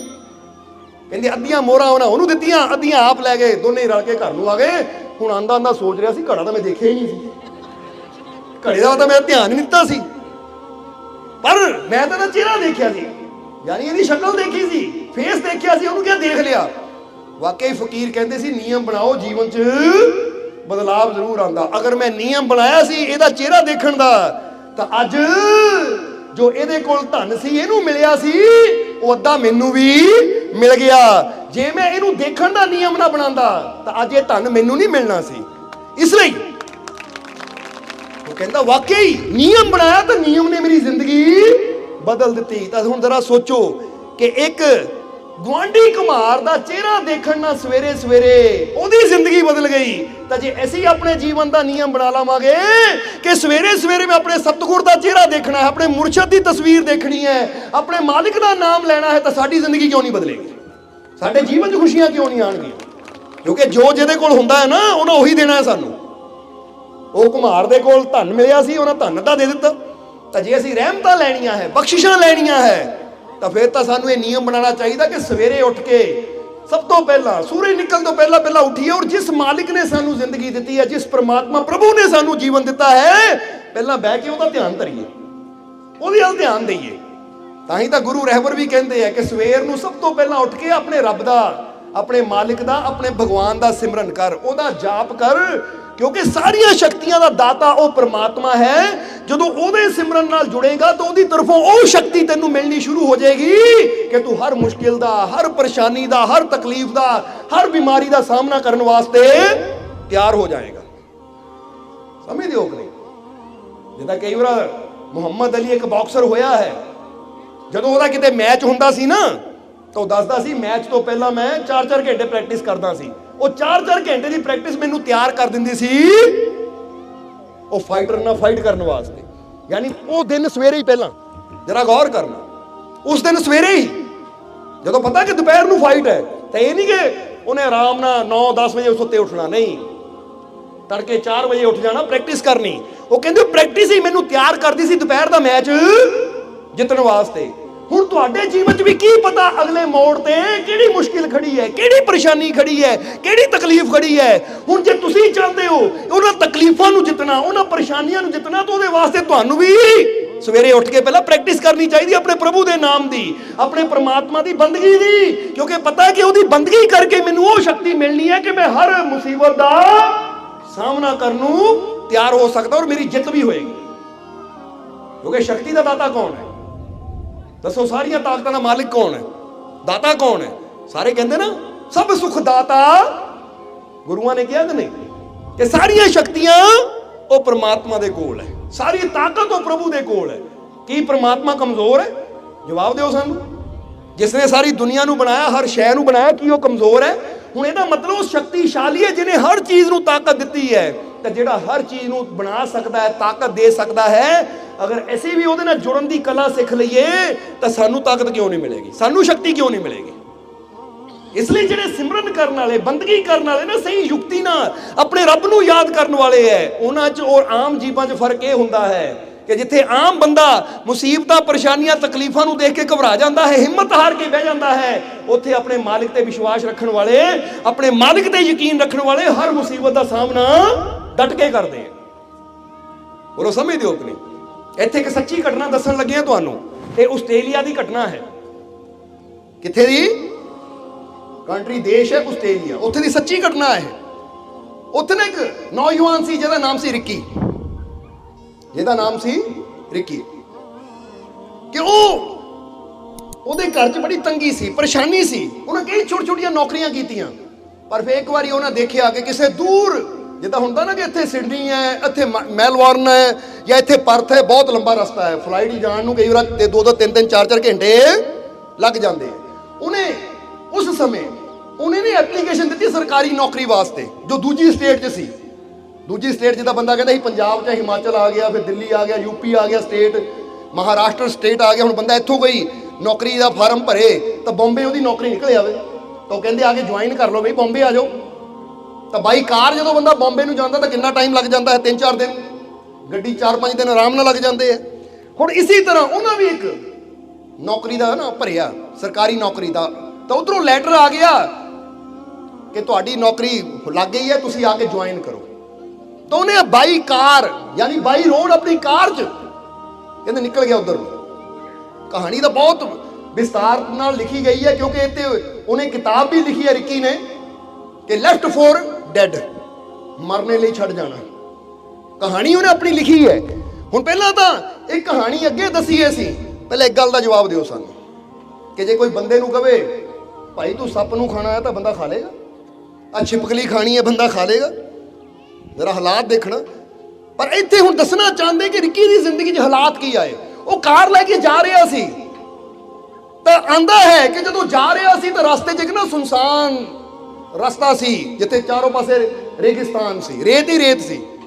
ਤਾਂ ਜਦੋਂ ਮੈਂ ਜਾ ਰਿਹਾ ਸੀ ਤਾਂ ਰਸਤੇ 'ਚ ਇੱਕ ਜਗ੍ਹਾ ਦੇਖਿਆ ਕਿ ਕਾਰ ਖੜੀ ਹੈ ਔਰ ਉੱਥੇ 3 ਆਦਮੀ ਹੈ ਜਿਨ੍ਹਾਂ ਦੀ ਗੱਡੀ ਖਰਾਬ ਹੋ ਗਈ, ਬੋਨਟ ਚੱਕਿਆ ਹੋਇਆ ਹੈ। ਤਾਂ ਉਹਨਾਂ ਨੇ ਮੈਨੂੰ ਹੱਥ ਦਿੱਤਾ, ਤਾਂ ਮੈਂ ਸੋਚਿਆ ਸ਼ਾਇਦ ਇਹਨਾਂ ਦੀ ਗੱਡੀ ਖਰਾਬ ਹੈ, ਮੈਂ ਗੱਡੀ ਰੋਕ ਲਈ। ਤਾਂ ਉਹਨਾਂ ਨੇ ਕਿਹਾ ਸਾਨੂੰ ਅੱਗੇ ਤੱਕ ਲੈ ਚਲੀ, ਮੇਰੇ ਕੋਲ ਲਿਫਟ ਲਈ, ਜਦੋਂ ਜਾ ਰਹੇ ਸੀ ਤਾਂ ਉਹਨਾਂ ਨੇ ਮੈਨੂੰ ਕੋਈ ਚੀਜ਼ ਪਿਲਾ ਦਿੱਤੀ। ਉਹ ਪਿਲਾ ਦਿੱਤੀ, ਉਹ ਚੀਜ਼ ਕੋਈ ਸੀ, ਇੱਕ ਨਸ਼ਾ ਸੀ। ਮੈਂ ਬੇਹੋਸ਼ ਹੋ ਗਿਆ। ਔਰ ਜਦੋਂ ਮੈਨੂੰ ਹੋਸ਼ ਆਇਆ ਤਾਂ ਮੈਂ ਕੀ ਦੇਖਿਆ ਕਿ ਮੈਂ ਐਸੀ ਜਗ੍ਹਾ ਜਿੱਥੇ ਚਾਰੋਂ ਪਾਸੇ ਰੇਤ ਹੀ ਰੇਤ ਹੈ, ਕੋਈ ਸੜਕ ਨਹੀਂ ਹੈ, ਕੋਈ ਆਜੂ ਬਾਜੂ ਕੁਝ ਵੀ ਹੈ ਨਹੀਂ। ਇੱਥੇ ਤੱਕ ਕਿ ਉਹ ਰੇਤ ਦੇ ਵਿੱਚ ਮੇਰੇ ਪੈਰਾਂ 'ਚੋਂ ਬੂਟ ਵੀ ਲਾ ਕੇ ਲੈ ਗਏ, ਮੇਰੇ ਕੱਪੜੇ ਵੀ ਲਾ ਕੇ ਲੈ ਗਏ। ਉਹ ਹਾਲਾਤ ਇਦਾਂ ਦੇ ਸੀ ਰਿੱਕੀ ਦੇ। ਤਾਂ ਹੀ ਦੱਸਿਆ ਕਿ ਤੁਸੀਂ ਇਹ ਕਿਤਾਬ ਬਾਰੇ ਦੇਖੋ ਨਾ, ਕਿ ਲੈਫਟ ਫॉर ਡੈਡ, ਔਰ ਰਾਈਟਰ ਲਿਖਿਆ ਰਿੱਕੀ, ਤਾਂ ਉਹਦੇ ਵਿੱਚ ਸਾਰੀ ਉਹਨੇ ਆਪਣੀ ਸਟੋਰੀ ਲਿਖੀ ਹੈ ਕਿ ਜਦੋਂ ਮੈਨੂੰ ਹੋਸ਼ ਆਈ ਤਾਂ ਪੈਰਾਂ 'ਚ ਜੁੱਤੀ ਵੀ ਹੈ ਨਹੀਂ ਸੀ ਔਰ ਕੱਪੜੇ ਵੀ ਉਤਾਰ ਕੇ ਲੈ ਗਏ। ਇਦਾਂ ਦੇ ਹਾਲਾਤ ਸੀ ਕਿ ਚਾਰੋਂ ਪਾਸੇ ਰੇਤ ਹੀ ਰੇਤ। ਤਾਂ ਗਰਮੀ ਇੰਨੀ, 45 ਡਿਗਰੀ ਗਰਮੀ। ਜੇ ਤਾਂ ਇੱਥੇ 30-35 ਹੋ ਜਾਵੇ ਨਾ, ਬੰਦਾ ਕਹਿੰਦਾ ਬਹੁਤ ਗਰਮੀ ਹੈ। ਤਾਂ ਇਦਾਂ ਹੀ ਰੇਗਿਸਤਾਨ 'ਚ ਨੰਗੇ ਪੈਰੀ, ਕਹਿੰਦੇ ਇੰਨੀ ਗਰਮੀ ਦੇ ਵਿੱਚ। ਔਰ ਫਿਰ ਹਾਲਾਤ ਕੀ ਬਣੇ? ਕਿੰਨੇ ਦਿਨ ਉਹ ਰੇਗਿਸਤਾਨ 'ਚ ਰਿਹਾ? ਪਤਾ ਕਿਸੇ ਨੂੰ ਕਿੰਨੇ ਦਿਨ ਰਿਹਾ? ਅੰਦਾਜ਼ਾ ਲਾਓ ਕਿੰਨੇ ਦਿਨ ਰਿਹਾ ਹੋਏਗਾ। 1 ਦਿਨ, 2 ਦਿਨ, 4 ਦਿਨ, ਕਹਿੰਦੇ 71 ਦਿਨ ਤੱਕ, 71 ਡੇ। ਯਾਨੀ ਅਗਰ ਦੇਖਿਆ ਜਾਵੇ ਤਾਂ ਸਮਝ ਲਓ 2.25 ਮਹੀਨੇ ਬਣਦੇ ਆ। ਉਹ ਰੇਤ 'ਚ ਇਕੱਲਾ ਹੀ ਭਟਕਦਾ ਰਿਹਾ, ਕਿਉਂਕਿ ਐਡਾ ਵਿਸ਼ਾਲ ਰੇਗਿਸਤਾਨ ਨੂੰ ਪਤਾ ਨਹੀਂ ਸੀ ਜਾਣਾ ਕਿ ਇਹਨੂੰ ਐਵੇਂ। ਔਰ ਕਦੀ ਉਹ ਕਹਿੰਦਾ ਹੈ ਕਿ ਜਦੋਂ ਮੈਨੂੰ ਭੁੱਖ ਲੱਗਦੀ ਸੀ, ਮੇਰੇ ਹੱਥ ਜੋ ਆ ਜਾਂਦਾ ਸੀ ਨਾ, ਮੈਂ ਉਹੀ, ਕਦੀ ਮੇਂਢਕ ਆ ਗਿਆ ਡੱਡ ਨੂੰ ਖਾ ਜਾਣਾ ਜੀਣ ਵਾਸਤੇ, ਕਦੀ ਛਿਪਕਲੀ ਮਿਲੀ ਜਾਂ ਕਿਤੇ ਕੁਝ ਵੀ ਮਿਲਣਾ, ਕਹਿੰਦਾ ਉਹੀ ਖਾਣਾ। ਔਰ ਜੇ ਕਿਤੇ ਪਾਣੀ ਮਿਲਣਾ, ਗੰਦੇ ਤੋਂ ਗੰਦਾ ਪਾਣੀ ਮੈਨੂੰ ਪੀਣਾ ਪਿਆ। ਪਰ ਮੈਨੂੰ ਇੱਕ ਵਿਸ਼ਵਾਸ ਸੀ, ਇੱਕ ਯਕੀਨ ਸੀ, ਇੱਕ ਉਮੀਦ ਸੀ ਕਿ ਮੈਂ ਇੱਕ ਦਿਨ ਸਹੀ ਸਲਾਮਤ ਆਪਣੇ ਘਰ ਤੱਕ ਪਹੁੰਚਣਾ ਜ਼ਰੂਰ ਹੈ। ਇਹਨੂੰ ਕਹਿੰਦੇ ਇੱਕ ਆਸ਼ਾ, ਇੱਕ ਉਮੀਦ, ਇੱਕ ਵਿਸ਼ਵਾਸ। ਕਿੱਦਾਂ ਦੇ ਹਾਲਾਤ ਸੀ? ਹੋਰ ਕੋਈ ਬੰਦਾ ਹੁੰਦਾ ਤਾਂ ਸ਼ਾਇਦ ਸੋਚਦਾ ਕਿ ਆਹ ਚੀਜ਼ਾਂ, ਇਦਾਂ ਜ਼ਿੰਦਗੀ ਜੀਣ ਨਾਲੋਂ ਚੰਗਾ ਮਰ ਹੀ ਜਾਵਾਂ, ਖਤਮ ਹੀ ਕਰ ਦਵਾਂ ਆਪਣੇ ਆਪ ਨੂੰ। ਕਈ ਵਾਰ ਅਸੀਂ ਦੇਖਦੇ ਹਾਂ, ਕਈ ਆਵੇ ਕਹਿੰਦੇ ਜੀ ਮੇਰੇ ਸਿਰ ਤੇ ਆਹ ਕਰਜ਼ਾ, ਮੈਨੂੰ ਆਹ ਪ੍ਰੋਬਲਮ ਹੈ, ਦਿਲ ਕਰਦਾ ਮਰ ਹੀ ਜਾਵਾਂ, ਉਹ ਆਤਮ ਹੱਤਿਆ ਕਰ ਲੈਂਦੇ ਆ। ਕਈ ਇਦਾਂ ਦੇ ਹੁੰਦੇ ਆ। ਤਾਂ ਬੰਦਾ ਸੋਚੇ ਕਿ ਆਹ ਜੋ ਹਾਲਾਤਾਂ ਦਾ ਸਾਹਮਣਾ ਰਿੱਕੀ ਨੂੰ ਕਰਨਾ ਪਿਆ, ਕਿ ਜਿੱਥੇ ਸਭ ਕੁਝ ਹੀ ਲੈ ਗਏ, ਕੋਲ ਛੱਡਿਆ ਹੀ ਕੁਝ ਨਹੀਂ, ਬੂਟ ਵੀ ਲਾ ਕੇ ਲੈ ਗਏ, ਇਦਾਂ ਦੀ ਰੇਤ ਵਿੱਚ ਨੰਗੇ ਪੈਰੀ ਜਾ ਰਿਹਾ ਹੈ, ਤਾਂ ਇਹ ਤੋਂ ਬੁਰਾ ਬੰਦਾ ਕਹਿੰਦਾ ਹੋਰ ਕੀ ਹੋ ਸਕਦਾ ਹੈ। ਪਰ ਉਹਨੇ ਹਿੰਮਤ ਨਹੀਂ ਹਾਰੀ, ਇੱਕ ਉਮੀਦ ਰੱਖੀ, ਇੱਕ ਆਸ ਰੱਖੀ, ਕਦਮ ਵਧਾਉਂਦਾ ਗਿਆ ਕਦਮ। ਔਰ ਫਿਰ ਕਹਿੰਦੇ 71 ਦਿਨਾਂ ਬਾਅਦ ਜਾ ਕੇ ਉਹ ਰੇਗਿਸਤਾਨ 'ਚ ਉਹਨੂੰ ਰਸਤਾ ਮਿਲਿਆ, ਜਿੱਥੇ ਉਹਨੂੰ ਇੱਕ ਛੋਟਾ ਜਿਹਾ ਇੱਕ ਦੁਕਾਨ ਮਿਲੀ ਉਹਨੂੰ, ਜਿੱਥੇ ਜਾ ਕੇ ਉਹ ਗਿਆ ਹੀ, ਔਰ ਜਾਂਦਾ ਦੇਖ ਕੇ ਗਿਰ ਗਿਆ, ਉੱਥੇ ਬੇਹੋਸ਼ ਹੋ ਗਿਆ, ਕਿਉਂਕਿ ਉਹਨੂੰ ਪਤਾ ਲੱਗ ਗਿਆ ਟਿਕਾਣੇ ਤੇ ਪਹੁੰਚ ਗਿਆ। ਤਾਂ ਫਿਰ ਉੱਥੇ ਐਂਬੂਲੈਂਸ ਬੁਲਾਈ ਗਈ।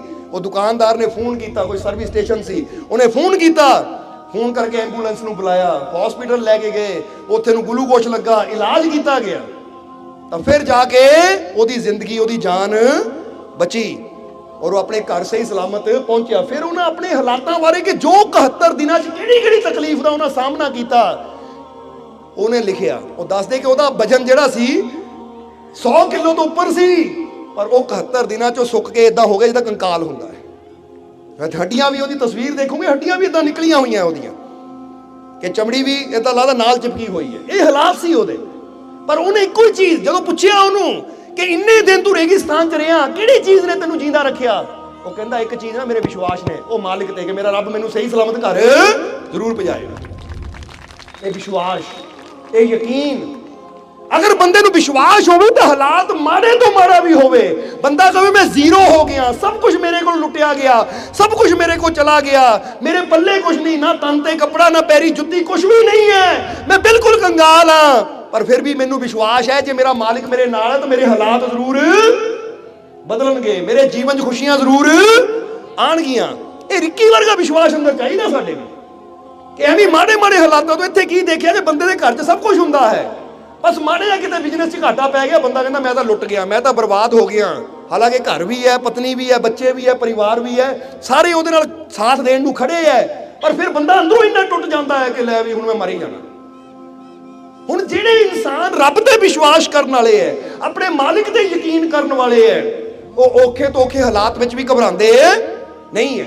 ਪਤਾ ਇੱਕੋ ਹੀ ਗੱਲ ਤੁਹਾਨੂੰ ਕਹਾਂਗੇ ਕਿ ਜੇ ਤੁਹਾਡੇ ਜੀਵਨ 'ਚ ਕੋਈ ਤਕਲੀਫ ਆਵੇ, ਕੋਈ ਦੁੱਖ ਆਵੇ, ਫਰਜ਼ ਕਰੋ ਤੁਹਾਡੀ ਕਿਤੇ ਦਰਦ ਹੋ ਰਹੀ ਹੈ, ਜਾਂ ਫਰਜ਼ ਕਰੋ ਤੁਹਾਨੂੰ ਕਿਤੇ ਬਿਜ਼ਨਸ 'ਚ ਘਾਟਾ ਪੈ ਗਿਆ, ਜਾਂ ਕਿਤੇ ਤੁਹਾਡਾ ਕੋਈ ਨੁਕਸਾਨ ਹੋ ਗਿਆ। ਕਈ ਵਾਰ ਬੰਦਾ ਕਹਿੰਦਾ ਪੈਸਿਆਂ ਦਾ ਨੁਕਸਾਨ ਹੋ ਗਿਆ, ਆ ਚੀਜ਼ ਗਵਾਚ ਗਈ, ਚੀਜ਼ ਦਾ ਨੁਕਸਾਨ ਹੋ ਗਿਆ, ਜਾਂ ਮੇਰੇ ਕਿਤੇ ਪੇਨ ਹੋ ਰਹੀ ਹੈ। ਤਾਂ ਹੁਣ ਬੰਦਾ ਇਹ ਵੀ ਸੋਚ ਸਕਦਾ ਹੈ ਮੇਰੀ ਚੀਜ਼ ਚਲੀ ਗਈ, ਮੈਂ ਮਰ ਜਾਣਾ। ਆ ਮੇਰੇ ਦਰਦ ਹੋ ਰਹੀ ਹੈ ਮੈਂ ਮਰ ਜਾਣਾ, ਜਾਂ ਮੈਨੂੰ ਆ ਨੁਕਸਾਨ ਹੋ ਗਿਆ ਮੈਂ ਮਰ ਜਾਣਾ। ਨਹੀਂ, ਇਹ ਨਾ ਸੋਚੋ, ਬਲਕਿ ਇਹ ਸੋਚੋ ਇਹ ਅੱਜ ਦਿਨ ਮਾੜਾ ਹੈ ਪਰ ਜ਼ਿੰਦਗੀ ਮਾੜੀ ਨਹੀਂ ਹੈ। ਕਿਉਂਕਿ ਜ਼ਿੰਦਗੀ ਇੱਕ ਦਿਨ ਨਾਲ ਨਹੀਂ ਬਣਦੀ, ਜ਼ਿੰਦਗੀ ਬਹੁਤ ਲੰਬੀ ਹੈ। ਅੱਜ ਦਿਨ ਬੇਸ਼ੱਕ ਮਾੜਾ ਹੈ, ਅੱਜ ਟਾਈਮ ਬੇਸ਼ੱਕ ਮਾੜਾ ਹੈ, ਪਰ ਇਹ ਜ਼ਿੰਦਗੀ ਮਾੜੀ ਨਹੀਂ ਹੈ। ਕਿਉਂਕਿ ਜ਼ਿੰਦਗੀ ਮੇਰੇ ਮਾलिक ने ਦਿੱਤੀ ਹੈ। ਜਿਸਨੇ ਜ਼ਿੰਦਗੀ ਦਿੱਤੀ ਹੈ ਉਹ ਖੁਸ਼ੀਆਂ ਵੀ ਦੇਗਾ, ਕਾਮਯਾਬੀ ਵੀ ਦੇਗਾ, ਸਫਲਤਾ ਵੀ ਦੇਗਾ। ਮੈਨੂੰ ਆਪਣੇ ਮਾलिक ਤੇ ਪੂਰਾ ਵਿਸ਼ਵਾਸ ਹੈ। ਜਿਹੜਾ ਇਦਾਂ ਦਾ ਯਕੀਨ ਰੱਖਦਾ ਹੈ, ਇਦਾਂ ਦਾ ਵਿਸ਼ਵਾਸ ਰੱਖਦਾ ਹੈ, ਫਿਰ ਉਹਦੇ ਦਿਨ ਬਦਲਦੇ ਵੀ। ਜਿੱਦਾਂ ਦੱਸਿਆ ਕਿ ਬਰਸਾਤ ਪੈਂਦੀ ਹੈ ਤਾਂ ਇਹ ਨਹੀਂ ਕਿ ਸਦਾ ਬਰਸਾਤ ਹੀ ਸਾਰੀ ਜ਼ਿੰਦਗੀ ਪਈ ਜਾਣੀ ਹੈ। ਜੇ ਧੁੰਦ ਹੈ ਤਾਂ ਸਾਰੀ ਜ਼ਿੰਦਗੀ ਧੁੰਦ ਹੀ ਰਹਿਣੀ ਹੈ, ਜੇ ਠੰਡ ਹੈ ਤਾਂ ਸਾਰੀ ਜ਼ਿੰਦਗੀ ਠੰਡ ਹੀ ਨਹੀਂ ਰਹਿਣੀ। ਮੌਸਮ ਬਦਲਦਾ ਹੈ, ਹਾਲਾਤ ਵੀ ਬਦਲਦੇ ਹੈ। ਜੇ ਅੱਜ ਤਕਲੀਫ ਹੈ ਮੈਂ ਥੋੜਾ ਬਰਦਾਸ਼ਤ ਕਰਨਾ ਹੈ, ਮੈਨੂੰ ਯਕੀਨ ਹੈ ਆਪਣੇ ਮਾलिक ਤੇ ਕਿ ਮੇਰੇ ਹਾਲਾਤ, ਮੇਰਾ ਦਿਨ ਵੀ ਜ਼ਰੂਰ ਬਦਲੇਗਾ। ਕਿਉਂਕਿ ਕਿਹਾ ਗਿਆ ਨਾ, ਧੀਰੇ ਧੀਰੇ ਰੇ ਮਨਾ ਧੀਰੇ ਸਭ ਕੁਝ ਹੋਏ, ਮਾਲੀ ਸਿੰਚੇ ਰੁਖਣਾ ਰੁੱਤ ਆਏ ਫਲ ਹੋਏ।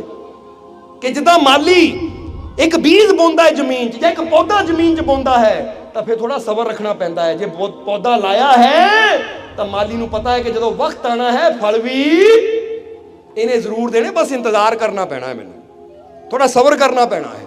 ਇਸ ਲਈ ਦੇਖੋ, ਜੇ ਅੱਜ ਮੈਨੂੰ ਕੋਈ ਤਕਲੀਫ ਹੈ, ਮੈਨੂੰ ਕੋਈ ਬਿਮਾਰੀ ਹੈ, ਤਾਂ ਮੈਂ ਇਹ ਨਹੀਂ ਕਹਿਣਾ ਹਾਏ ਮੇਰੀ ਬਿਮਾਰੀ, ਇਹਨਾਂ ਤਾਂ ਮੇਰੀ ਜਾਨ ਲੈ ਕੇ ਜਾਣਾ ਹੈ, ਜਾਂ ਇਹ ਬਿਮਾਰੀ ਨਹੀਂ ਠੀਕ ਹੋਣੀ, ਜਾਂ ਮੈਨੂੰ ਕਾਮਯਾਬੀ ਨਹੀਂ ਮਿਲਣੀ। ਕਦੇ ਨਹੀਂ ਇਹ ਸੋਚਣਾ, ਬਲਕਿ ਇਹ ਸੋਚਣਾ ਹੈ ਅੱਜ ਦਰਦ ਹੈ ਨਾ, ਮੈਨੂੰ ਯਕੀਨ ਹੈ ਆਉਣ ਵਾਲਾ ਕੱਲ ਸਿਹਤ ਭਰਿਆ ਹੋਏਗਾ, ਖੁਸ਼ੀਆਂ ਭਰਿਆ ਹੋਏਗਾ। ਅੱਜ ਸਫਲਤਾ ਨਹੀਂ ਮਿਲੀ, ਮੈਨੂੰ ਯਕੀਨ ਹੈ ਆਪਣੇ ਮਾलिक ਤੇ ਮੈਂ ਦੁਬਾਰਾ ਕੋਸ਼ਿਸ਼ ਕਰਨੀ ਹੈ, ਮੈਨੂੰ ਸਫਲਤਾ ਜ਼ਰੂਰ ਮਿਲੇਗੀ। ਅੱਜ ਮੇਰੇ ਜੀਵਨ 'ਚ ਇਹ ਪ੍ਰੋਬਲਮ ਹੈ ਤਾਂ ਮੈਂ ਯਕੀਨ ਰੱਖਣਾ ਹੈ ਕਿ ਮੇਰਾ ਮਾलिक ਇਹ ਪ੍ਰੋਬਲਮ ਨੂੰ ਦੂਰ ਵੀ ਜ਼ਰੂਰ ਕਰੇਗਾ।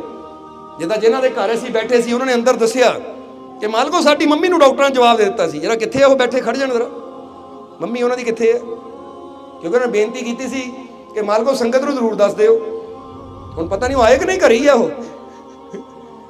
ਹੁਣ ਉਹ ਦੱਸਦੇ ਹੈ ਕਿ ਮੰਮੀ ਨੂੰ ਆ ਖੜੇ ਆ ਸਾਹਮਣੇ, ਆ ਦੇਖੋ ਹੱਥ ਖੜਾ ਕਰਦੇ ਥੋੜਾ ਪਤਾ ਲੱਗ ਜਾਵੇ ਜੀਵਨ। ਆ ਸਾਹਮਣੇ ਖੜੇ ਆ, ਕਿਹੜੇ ਮਹੀਨੇ ਦੀ ਗੱਲ ਸੀ? 8ਵੇਂ ਮਹੀਨੇ ਦੀ 24 ਤਰੀਕ, 24 ਅਗਸਤ। ਕਹਿੰਦੇ 24 ਅਗਸਤ ਨੂੰ ਉਹ ਟਾਈਮ ਸੀ ਜਦੋਂ ਡਾਕਟਰਾਂ ਨੇ ਜਵਾਬ ਦੇ ਦਿੱਤਾ ਕਿ ਇਹਨਾਂ ਨੇ ਨਹੀਂ ਬਚਣਾ।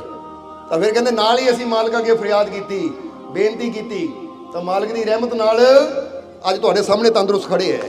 ਜਿਹਨੂੰ ਡਾਕਟਰ ਨੇ ਕਹਿ ਦਿੱਤਾ ਸੀ ਇਹਨਾਂ ਨੇ ਨਹੀਂ ਬਚਣਾ, ਇਹ ਨਹੀਂ ਠੀਕ ਹੋ ਸਕਦੇ, ਹਾਲਾਤ ਇਦਾਂ ਦੇ ਮਾੜੇ ਹੋ ਗਏ ਸੀ। ਬਹਿ ਜਾਓ। ਸੋ ਦੱਸਣਾ ਕੀ ਚਾਹੁੰਦੇ, ਜੇ ਹਾਲਾਤ ਮਾੜਾ ਆ ਵੀ ਜਾਵੇ ਜੀਵਨ ਦੇ ਵਿੱਚ ਤਾਂ ਇਹ ਨਾ ਸੋਚੋ ਮੈਂ ਮਰ ਗਿਆ, ਇਹ ਸੋਚੋ ਕਿ ਜੇ ਅੱਜ ਹਾਲਾਤ ਮਾੜਾ ਹੈ ਤਾਂ ਜਿਹੜਾ ਮੈਨੂੰ ਪਹਿਲਾਂ ਜ਼ਿੰਦਗੀ ਦੇ ਸਕਦਾ ਹੈ ਉਹ ਮੈਨੂੰ ਇਹ ਦੁੱਖਾਂ ਚੋਂ ਕੱਢਣ ਦੀ ਤਾਕਤ ਵੀ ਉਹਦੇ ਅੰਦਰ ਹੈ। ਇਹ ਵਿਸ਼ਵਾਸ ਰੱਖਣਾ ਹੈ। ਕਿਉਂਕਿ ਜਿੱਦਾਂ ਰਿੱਕੀ ਦੀ ਮਿਸਾਲ ਦਿੱਤੀ, ਜੇ ਉਹ ਵੀ ਸੋਚ ਲੈਂਦਾ ਕਿ ਸਭ ਕੁਝ ਚਲਾ ਗਿਆ, ਸਭ ਕੁਝ ਚਲਾ ਗਿਆ, ਗੱਡੀ ਵੀ ਲੈ ਗਏ, ਪੈਸਾ ਵੀ ਲੈ ਗਏ, ਕੱਪੜੇ ਵੀ ਲੈ ਗਏ, ਬੂਟ ਵੀ ਲੈ ਗਏ, ਹੁਣ ਤਾਂ ਰੇਗਿਸਤਾਨ 'ਚ ਮਰ ਗਿਆ ਮੈਂ, ਉਹ ਕੋਸ਼ਿਸ਼ ਹੀ ਨਾ ਕਰਦਾ, ਰਸਤਾ ਹੀ ਨਾ ਲੱਭਣ ਦੀ ਕੋਸ਼ਿਸ਼ ਕਰਦਾ, ਬੈਠਾ ਹੀ ਰਹਿੰਦਾ, ਤਾਂ ਫਿਰ ਤਾਂ ਮਰਨਾ ਹੀ ਸੀ। ਉਹਨੂੰ ਵਿਸ਼ਵਾਸ ਸੀ ਕਿ ਕੋਸ਼ਿਸ਼ ਮੈਂ ਕਰਨੀ ਹੈ, ਮਿਹਨਤ ਮੈਂ ਕਰਨੀ ਹੈ, ਔਰ ਮੈਨੂੰ ਯਕੀਨ ਹੈ ਕਿ ਮੇਰਾ ਰੱਬ ਮੈਨੂੰ ਘਰ ਤੱਕ ਵੀ ਲੈ ਕੇ ਜਾਏਗਾ। ਹੁਣ ਤੁਸੀਂ ਵੀ ਇਹ ਸੋਚ ਲਓ, ਇੱਥੇ ਕਿਹੜੇ ਘਰ ਦੀ ਗੱਲ ਅਸੀਂ ਕਵਾਂਗੇ ਤੁਹਾਨੂੰ, ਤੁਸੀਂ ਵੀ ਸੋਚ ਲਓ ਕਿ ਕਾਮਯਾਬੀ ਦੇ ਘਰ, ਖੁਸ਼ੀਆਂ ਦੇ ਘਰ ਤੱਕ, ਸਫਲਤਾ ਦੇ ਘਰ ਤੱਕ, ਤੰਦਰੁਸਤੀ ਦੇ ਘਰ ਤੱਕ ਮੇਰਾ ਮਾलिक ਵੀ ਮੈਨੂੰ ਜ਼ਰੂਰ ਲੈ ਕੇ ਜਾਏਗਾ। ਮੈਂ ਕੋਸ਼ਿਸ਼ ਕਰਨੀ ਹੈ ਔਰ ਆਪਣੇ ਮਾलिक ਤੇ ਵਿਸ਼ਵਾਸ ਰੱਖਣਾ ਹੈ ਕਿ ਮੇਰਾ ਮਾलिक ਮੈਨੂੰ ਕਾਮਯਾਬੀ ਜ਼ਰੂਰ ਦੇਗਾ। ਕਾਮਯਾਬੀ ਯਕੀਨ ਹੈ ਕਿ ਨਹੀਂ? ਨਵੇਂ ਸਾਲ 'ਚ ਕਾਮਯਾਬੀ ਚਾਹੀਦੀ ਹੈ ਕਿ ਨਹੀਂ? ਸੋ ਪਹਿਲਾ ਪੁਆਇੰਟ ਇਹ ਰੱਖਣਾ ਵਿਸ਼ਵਾਸ। ਇਸ ਲਈ 5 ਪੁਆਇੰਟ ਦੱਸਣੇ ਆ ਅਸੀਂ ਕਿ ਪਹਿਲਾ ਪੁਆਇੰਟ ਹੈ ਬਲੀਵ ਇਨ ਗੋਡ। ਇਹਦਾ ਮਤਲਬ ਹੈ ਕਿ ਆਪਣੇ ਰੱਬ ਤੇ ਵਿਸ਼ਵਾਸ ਕਰਨਾ ਹੈ ਕਿ ਹਾਲਾਤ ਚਾਹੇ ਜੈਸੇ ਮਰਜ਼ੀ ਹੋਣ, ਫਿਰ ਕਵਾਂਗੇ ਕਿ ਇਹ ਸੋਚ ਲੈਣੇ ਕਿ ਅੱਜ ਦਿਨ ਮਾੜਾ ਹੋ ਸਕਦਾ ਹੈ ਪਰ ਜ਼ਿੰਦਗੀ ਮਾੜੀ ਨਹੀਂ ਹੈ, ਕਿਉਂਕਿ ਜ਼ਿੰਦਗੀ ਮੇਰੇ ਮਾलिक ਨੇ ਦਿੱਤੀ ਹੈ। ਜੇ ਅੱਜ ਮੈਨੂੰ ਕੋਈ ਪੇਨ ਹੈ, ਕੋਈ ਤਕਲੀਫ ਹੈ, ਅੱਜ ਮੈਨੂੰ ਹਾਰ ਮਿਲੀ ਹੈ, ਤਾਂ ਕੱਲ ਨੂੰ ਜਿੱਤ ਵੀ ਜ਼ਰੂਰ ਮਿਲੇਗੀ, ਕੱਲ ਨੂੰ ਸਫਲਤਾ ਵੀ ਜ਼ਰੂਰ ਮਿਲੇਗੀ, ਕਿਉਂਕਿ ਮੇਰਾ ਮਾलिक ਮੇਰੇ ਨਾਲ ਹੈ। ਮੇਰਾ ਸਮਝਣਾ ਸਾਰਿਆਂ ਨੇ, ਕਿਉਂਕਿ ਇਹਨੂੰ ਕਹਿੰਦੇ ਵਿਸ਼ਵਾਸ, ਇਹਨੂੰ ਕਹਿੰਦੇ ਹੈ ਯਕੀਨ। ਜਿੱਦਾਂ ਇੱਥੇ ਇੱਕ ਜੀ ਬੈਠੇ ਆ, ਇਹਨਾਂ ਨੇ ਵੀ ਆਈਲੈਟਸ ਦਾ 2 ਵਾਰੀ ਪੇਪਰ ਦਿੱਤਾ ਸੀ, ਖੜ ਜਾਓ ਤੁਸੀਂ ਵੀ, ਕਿਉਂਕਿ ਇਦਾਂ ਦੀਆਂ ਮਿਸਾਲਾਂ ਜਿਹੜੀਆਂ ਹੁੰਦੀਆਂ ਨਾ, ਜੀਂਦੀਆਂ ਜਾਗਦੀਆਂ ਮਿਸਾਲਾਂ ਹੁੰਦੀਆਂ ਹੈ। ਪਹਿਲਾ ਪੇਪਰ ਦਿੱਤੇ ਇਹਨਾਂ ਨੇ ਆਈਲੈਟਸ ਦੇ, ਸ਼ਾਇਦ 5 ਬੈਂਡ ਆਏ, ਇੱਕ ਵਾਰ 2 ਵਾਰ ਦਿੱਤੇ ਸੀ 5 ਬੈਂਡ, ਪਰ ਨਿਰਾਸ਼ ਜੇ ਹੋਏ। ਫਿਰ ਇਹੀ ਕਿ ਹੁਣ ਵਿਸ਼ਵਾਸ ਰੱਖੋ, ਹੁਣ ਦੇਣੇ ਆ ਮਾलिक ਦੀ ਰਹਿਮਤ ਨਾਲ, ਵਿਸ਼ਵਾਸ ਰੱਖ ਕੇ। ਜੇ ਪਿੱਛੇ ਹਾਰ ਮਿਲੀ ਹੈ, ਹੁਣ ਯਕੀਨ ਰੱਖਣਾ ਹੈ। ਤਾਂ ਫਿਰ ਇਹਨਾਂ ਨੇ ਪੂਰੇ ਵਿਸ਼ਵਾਸ ਨਾਲ, ਕੌਨਫੀਡੈਂਸ ਨਾਲ ਮਾलिक ਦੀ ਨਿਆਜ਼ ਦੇ ਕੇ ਜਦੋਂ ਗਏ ਤਾਂ ਹੁਣ 7 ਬੈਂਡ ਆ ਗਏ ਇਹਨਾਂ ਦੇ, 7 ਹੀ ਆਏ ਨਾ, देखो कहते मेरी सोच तो भी ज्यादा आ गए। दसना की चाहते कि जीवन च एक बार हार हो जाए तो निराश होके ना बैठो, बल्कि ये सोचो जे इस बार हार हुई है तो मेरा मालिक मेरे नाल है, मैनू जित भी वो जरूर दिलाएगा। दसते कि जो बैंड आए उत्थे मेरी अखां 'च पानी आ गया, रोन लग पे मैं खुशी दे नाल ही कि मैं जो सोचा सी उस तो भी ज्यादा मेरे मालिक ने मैनू दिता। सो अज अगर तुहाडा जीवन की है, अज की हो रहा है, ये ना देखो, ये सोचो कल की हो सकता है, क्योंकि कल का कोई पता किसी नूं। जे विश्वास नाल चलांगे तो जिद्दां बंदा कहंदा ना कि एक ताला लगा होया है और वो मेरे हत्थ 'च 50 चाबियां आ, मैं एक नाल खोलण दी कोशिश की नहीं खुलिया, दूजे नाल खोलण दी कोशिश की नहीं खुलिया, तीजी नाल खोलण दी कोशिश की नहीं खुलिया, तो फिर जिहड़ा समझदार होएगा वो कहेगा जिन्नियां चाबियां है मैं कोशिश करता रहना जब तक चाबियां मुक नहीं जांदियां, क्योंकि किसी ना किसी चाबी ने तो ताला जरूर खुलना ही है। इसी तरह बंदा ये सोचे कि मैं भी कोशिश करनी है और मालिक दी रहमत मेरे नाल है तो मेरे वास्ते भी कामयाबी दा, सफलता दा, खुशियां दा ताला जरूर खुलेगा, मेरे जीवन में भी खुशियां जरूर आएंगी।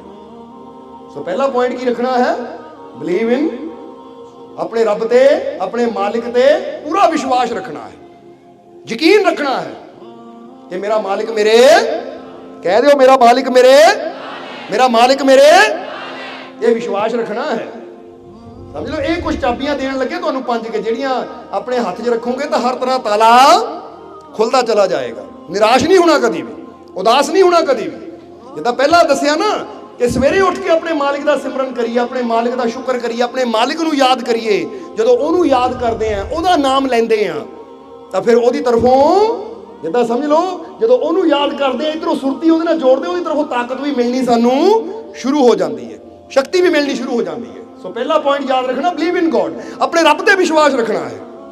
और दूसरा पॉइंट भी याद रखना, फिर दूसरा की है, फॉरगेट बैड थिंग्स। ਇਹਦਾ मतलब है कि पिछलियां सारियां बुरियां गल्लां नूं भुल जाओ। पिछे मेरे नाल बुरा की होया, पिछे मेरे नाल माड़ा की होया, क्योंकि जिद्दां दसिया कि जो पिछलियां बुरियां गल्लां याद करांगे तो पिछलियां बुरियां गल्लां अज भी सानू दुख दे ही जाणगियां। समझदे हो कि नहीं? हुण इहनूं इदां समझ लो कि एक बंदे दे पैर 'च किल लगी, किल लगण नाल बंदे दा पैर फट गया, लहू वगण लग गया। हुण बंदा किल नूं कढदा है और कढ के अपनी जेब 'च पा के तुर पैंदा है। पैर ते पट्टी की, पैर ठीक हो गया, 2 महीनों बाद पैर बिल्कुल ठीक है, पर फिर किल कटदा है। आ सी जरा मैनू चुभी सी मेरे ना, आ सी इत्थे दर्द होई सी मेरे, वो फिर उन्होंने उत्थे ला के देखे तो हुण तो मूर्खता की गल है भाई, एक बार चुप के कट के सुटते इनू जेब च पा के क्यों घूमता है कि बार बार याद करके दुख दे ही जावे। इसी तरह कुछ गल्लां भी किल वालियां हुंदियां है, कुछ गल्लां भी इदां दियां हुंदियां कि ਜਿਹੜੀਆਂ कोई साडी बेइज्जती कर दिंदा, सानू गाली दे दिंदा, कोई सानू बुरा बोल दिंदा है, कोई साडी इंसल्ट कर दिंदा है, ते असीं की करदे आ, असीं हमेशा उन्हां इदां कीती सी मेरे, मैं सारी जिंदगी नहीं इहनूं भुल्लना, मैं सारी जिंदगी इहनूं माफ नहीं करना। और ना कर, वो तो चंगा भला घूमी जांदा, तू याद करके अपने आप नूं दुखी करी जाना। बोलो समझदे हो कि नहीं? इसलिए ये समझदार बंदा की होएगा कि फॉरगेट बैड थिंग, कि मैं वो सारियां बुरियां चीज़ां भुल जानियां जो मैनूं तकलीफ देण वालियां है, छड्डो उन्होंने। गल्लां याद रखनियां तो खुशी दी गल्लां याद रखिए, अपने मालिक दी रहमतां दी गल करिए कि मैं दुखी क्यों होवां, वो मेरा मालिक मेरे नाल है, मैं परेशान क्यों होवां। जे कंडा चुभ गया तो चुभ गया, हुण सारी जिंदगी उन्हां कंडियां नूं थोड़ी याद करी जाना, हुण मैं उन्हां फुल्लां वल ध्यान देना जो मेरा स्वागत करने वास्ते अगे खड़े। क्योंकि एक गल हमेशा याद रखो, अगे खुशियां उन्होंने ही मिलदियां है जिहड़ियां पिछलियां तकलीफां दुखां नूं भुल के खुशी वल वधदा है। तो जिहड़ियां पिछलियां दुखां दी गल्लां नूं याद रखेगा वो अगे उहनूं दुख ही मिलणगे, क्योंकि दुखां नूं नाल लैके जा रहा है। बोलो समझदे हो कि नहीं? तां ही तां कहंदे जिहड़ा वक्त गुजर गया उहनूं छड्ड दिओ। हुण एक बंदा गुजर जांदा है, इहनूं कहंदे गुजर गया, जवाब दिओ सानूं।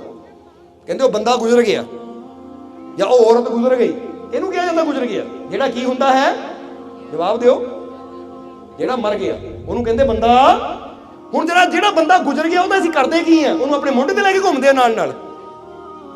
जरा जवाब दिओ सानू, की करदे आ ਉਹਦਾ ऐसे? ਜਿਹੜਾ गुजर गया ਉਹਦਾ संस्कार कर ਦਿੰਦੇ ਆ। संस्कार ਦਾ मतलब है ਸੁਆਹ ਹੋ ਗਿਆ, ਸੁਆਹਾ। ਸਮਝਦੇ ਹੋ ਕਿ ਨਹੀਂ? इदां ही ਜਿਹੜਾ वक्त भी गुजर गया बुरा, ਉਹਨੂੰ भी ਸੁਆਹ ਕਰਦੇ ਹੋ, ਸੁਆਹਾ ਕਰਦੇ ਹੋ, ਉਹਨੂੰ ਮੁੰਡੇ ਤੇ ਲੈ ਕੇ ਨਾ ਘੁੰਮੋ, ਕਿਉਂਕਿ ਜੇ ਲਾਸ਼ ਨੂੰ ਮੁੰਡੇ ਤੇ ਲੈ ਕੇ ਘੁੰਮੋਗੇ ਤਾਂ ਹਰ ਪਲ ਦੁਖੀ ਰਵਾਂਗੇ।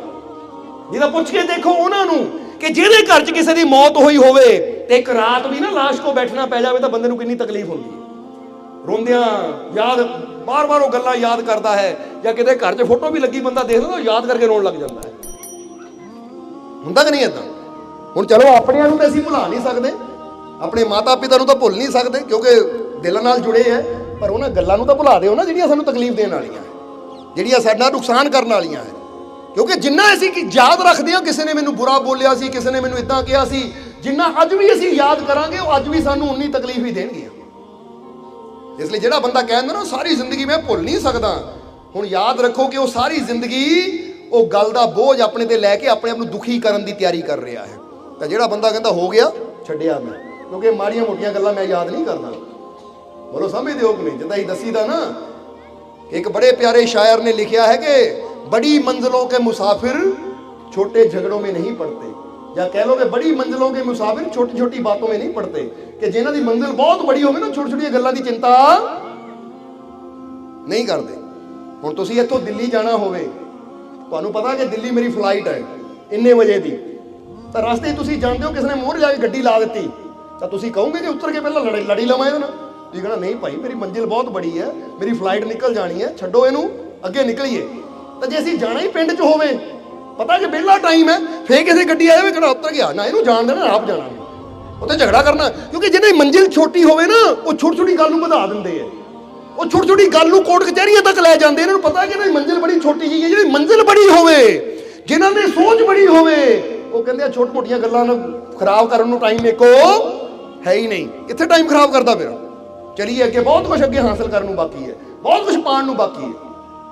इसलिए ਜਿਹੜਾ ਬੰਦਾ ਤੁਹਾਨੂੰ ਲੱਗੇ ਨਾ ਕਿ ਕੋਈ ਲੜ ਰਿਹਾ, ਤਾਂ ਦੇਖਿਆ ਕਿ ਲੜਦੇ ਦੋ ਜਣੇ ਖੜੇ ਹੋ ਕੇ ਤਮਾਸ਼ਾ ਸਾਰੇ ਦੇਖਣਾ, ਉਹ ਸਾਰੇ ਵਿਹਲੇ ਹੀ ਆ, ਸਮਝ ਲਓ ਇਹ ਛੋਟੀ ਮੰਜ਼ਲਾਂ ਦੇ ਮੁਸਾਫਰ ਹੀ ਹੈ। ਕਿਉਂਕਿ ਜਿਹਨਾਂ ਕੋਲ ਬੜੀ ਮੰਜ਼ਲ ਹੁੰਦੀ ਹੈ ਨਾ ਉਹ ਇੰਨਾ ਚੱਕਰਾਂ 'ਚ ਪੈਂਦੇ ਨਹੀਂ ਹੈ। ਉਹ ਕਹਿੰਦੇ ਸਾਡੀ ਮੰਜ਼ਲ ਬਹੁਤ ਬੜੀ ਹੈ, ਛੋਟੀ ਛੋਟੀਆਂ ਗੱਲਾਂ ਨੂੰ ਟਾਈਮ ਹੀ ਨਹੀਂ ਹੈ। ਜਿੱਦਾਂ ਇੱਕ ਫਕੀਰ ਨੂੰ ਕਿਸੇ ਨੇ ਗਾਲ ਕੱਢੀ, ਫਕੀਰ ਤੁਰੇ ਜਾ ਰਹੇ ਸੀ, ਕਿਸੇ ਨੇ ਬੁਰਾ ਬੋਲਿਆ, ਫਕੀਰ ਫਿਰ ਹੱਸਦੇ ਹੋਏ ਜਾ ਰਹੇ ਹੈ, ਤਾਂ ਅੱਗੇ ਇੱਕ ਆਦਮੀ ਆ ਰਿਹਾ ਸੀ, ਉਹ ਕਹਿੰਦਾ ਮਾਰੇ ਪਿੱਛੇ ਆਦਮੀ ਤੁਹਾਨੂੰ ਗਾਲਾਂ ਕੱਢ ਰਿਹਾ, ਤੁਸੀਂ ਜਵਾਬ ਨਹੀਂ ਦਿੱਤਾ, ਅੱਗੇ ਚਲੇ ਗਏ। ਉਹ ਫਕੀਰ ਕਹਿੰਦੇ ਕੀ ਕਰੀਏ, ਅੱਗੇ ਮੇਰੇ ਪਿਆਰੇ ਮੇਰਾ ਇੰਤਜ਼ਾਰ ਕਰ ਰਹੇ ਹੈ, ਇਸ ਲਈ ਮੇਰਾ ਧਿਆਨ ਉਹਨਾਂ ਵੱਲ ਹੈ।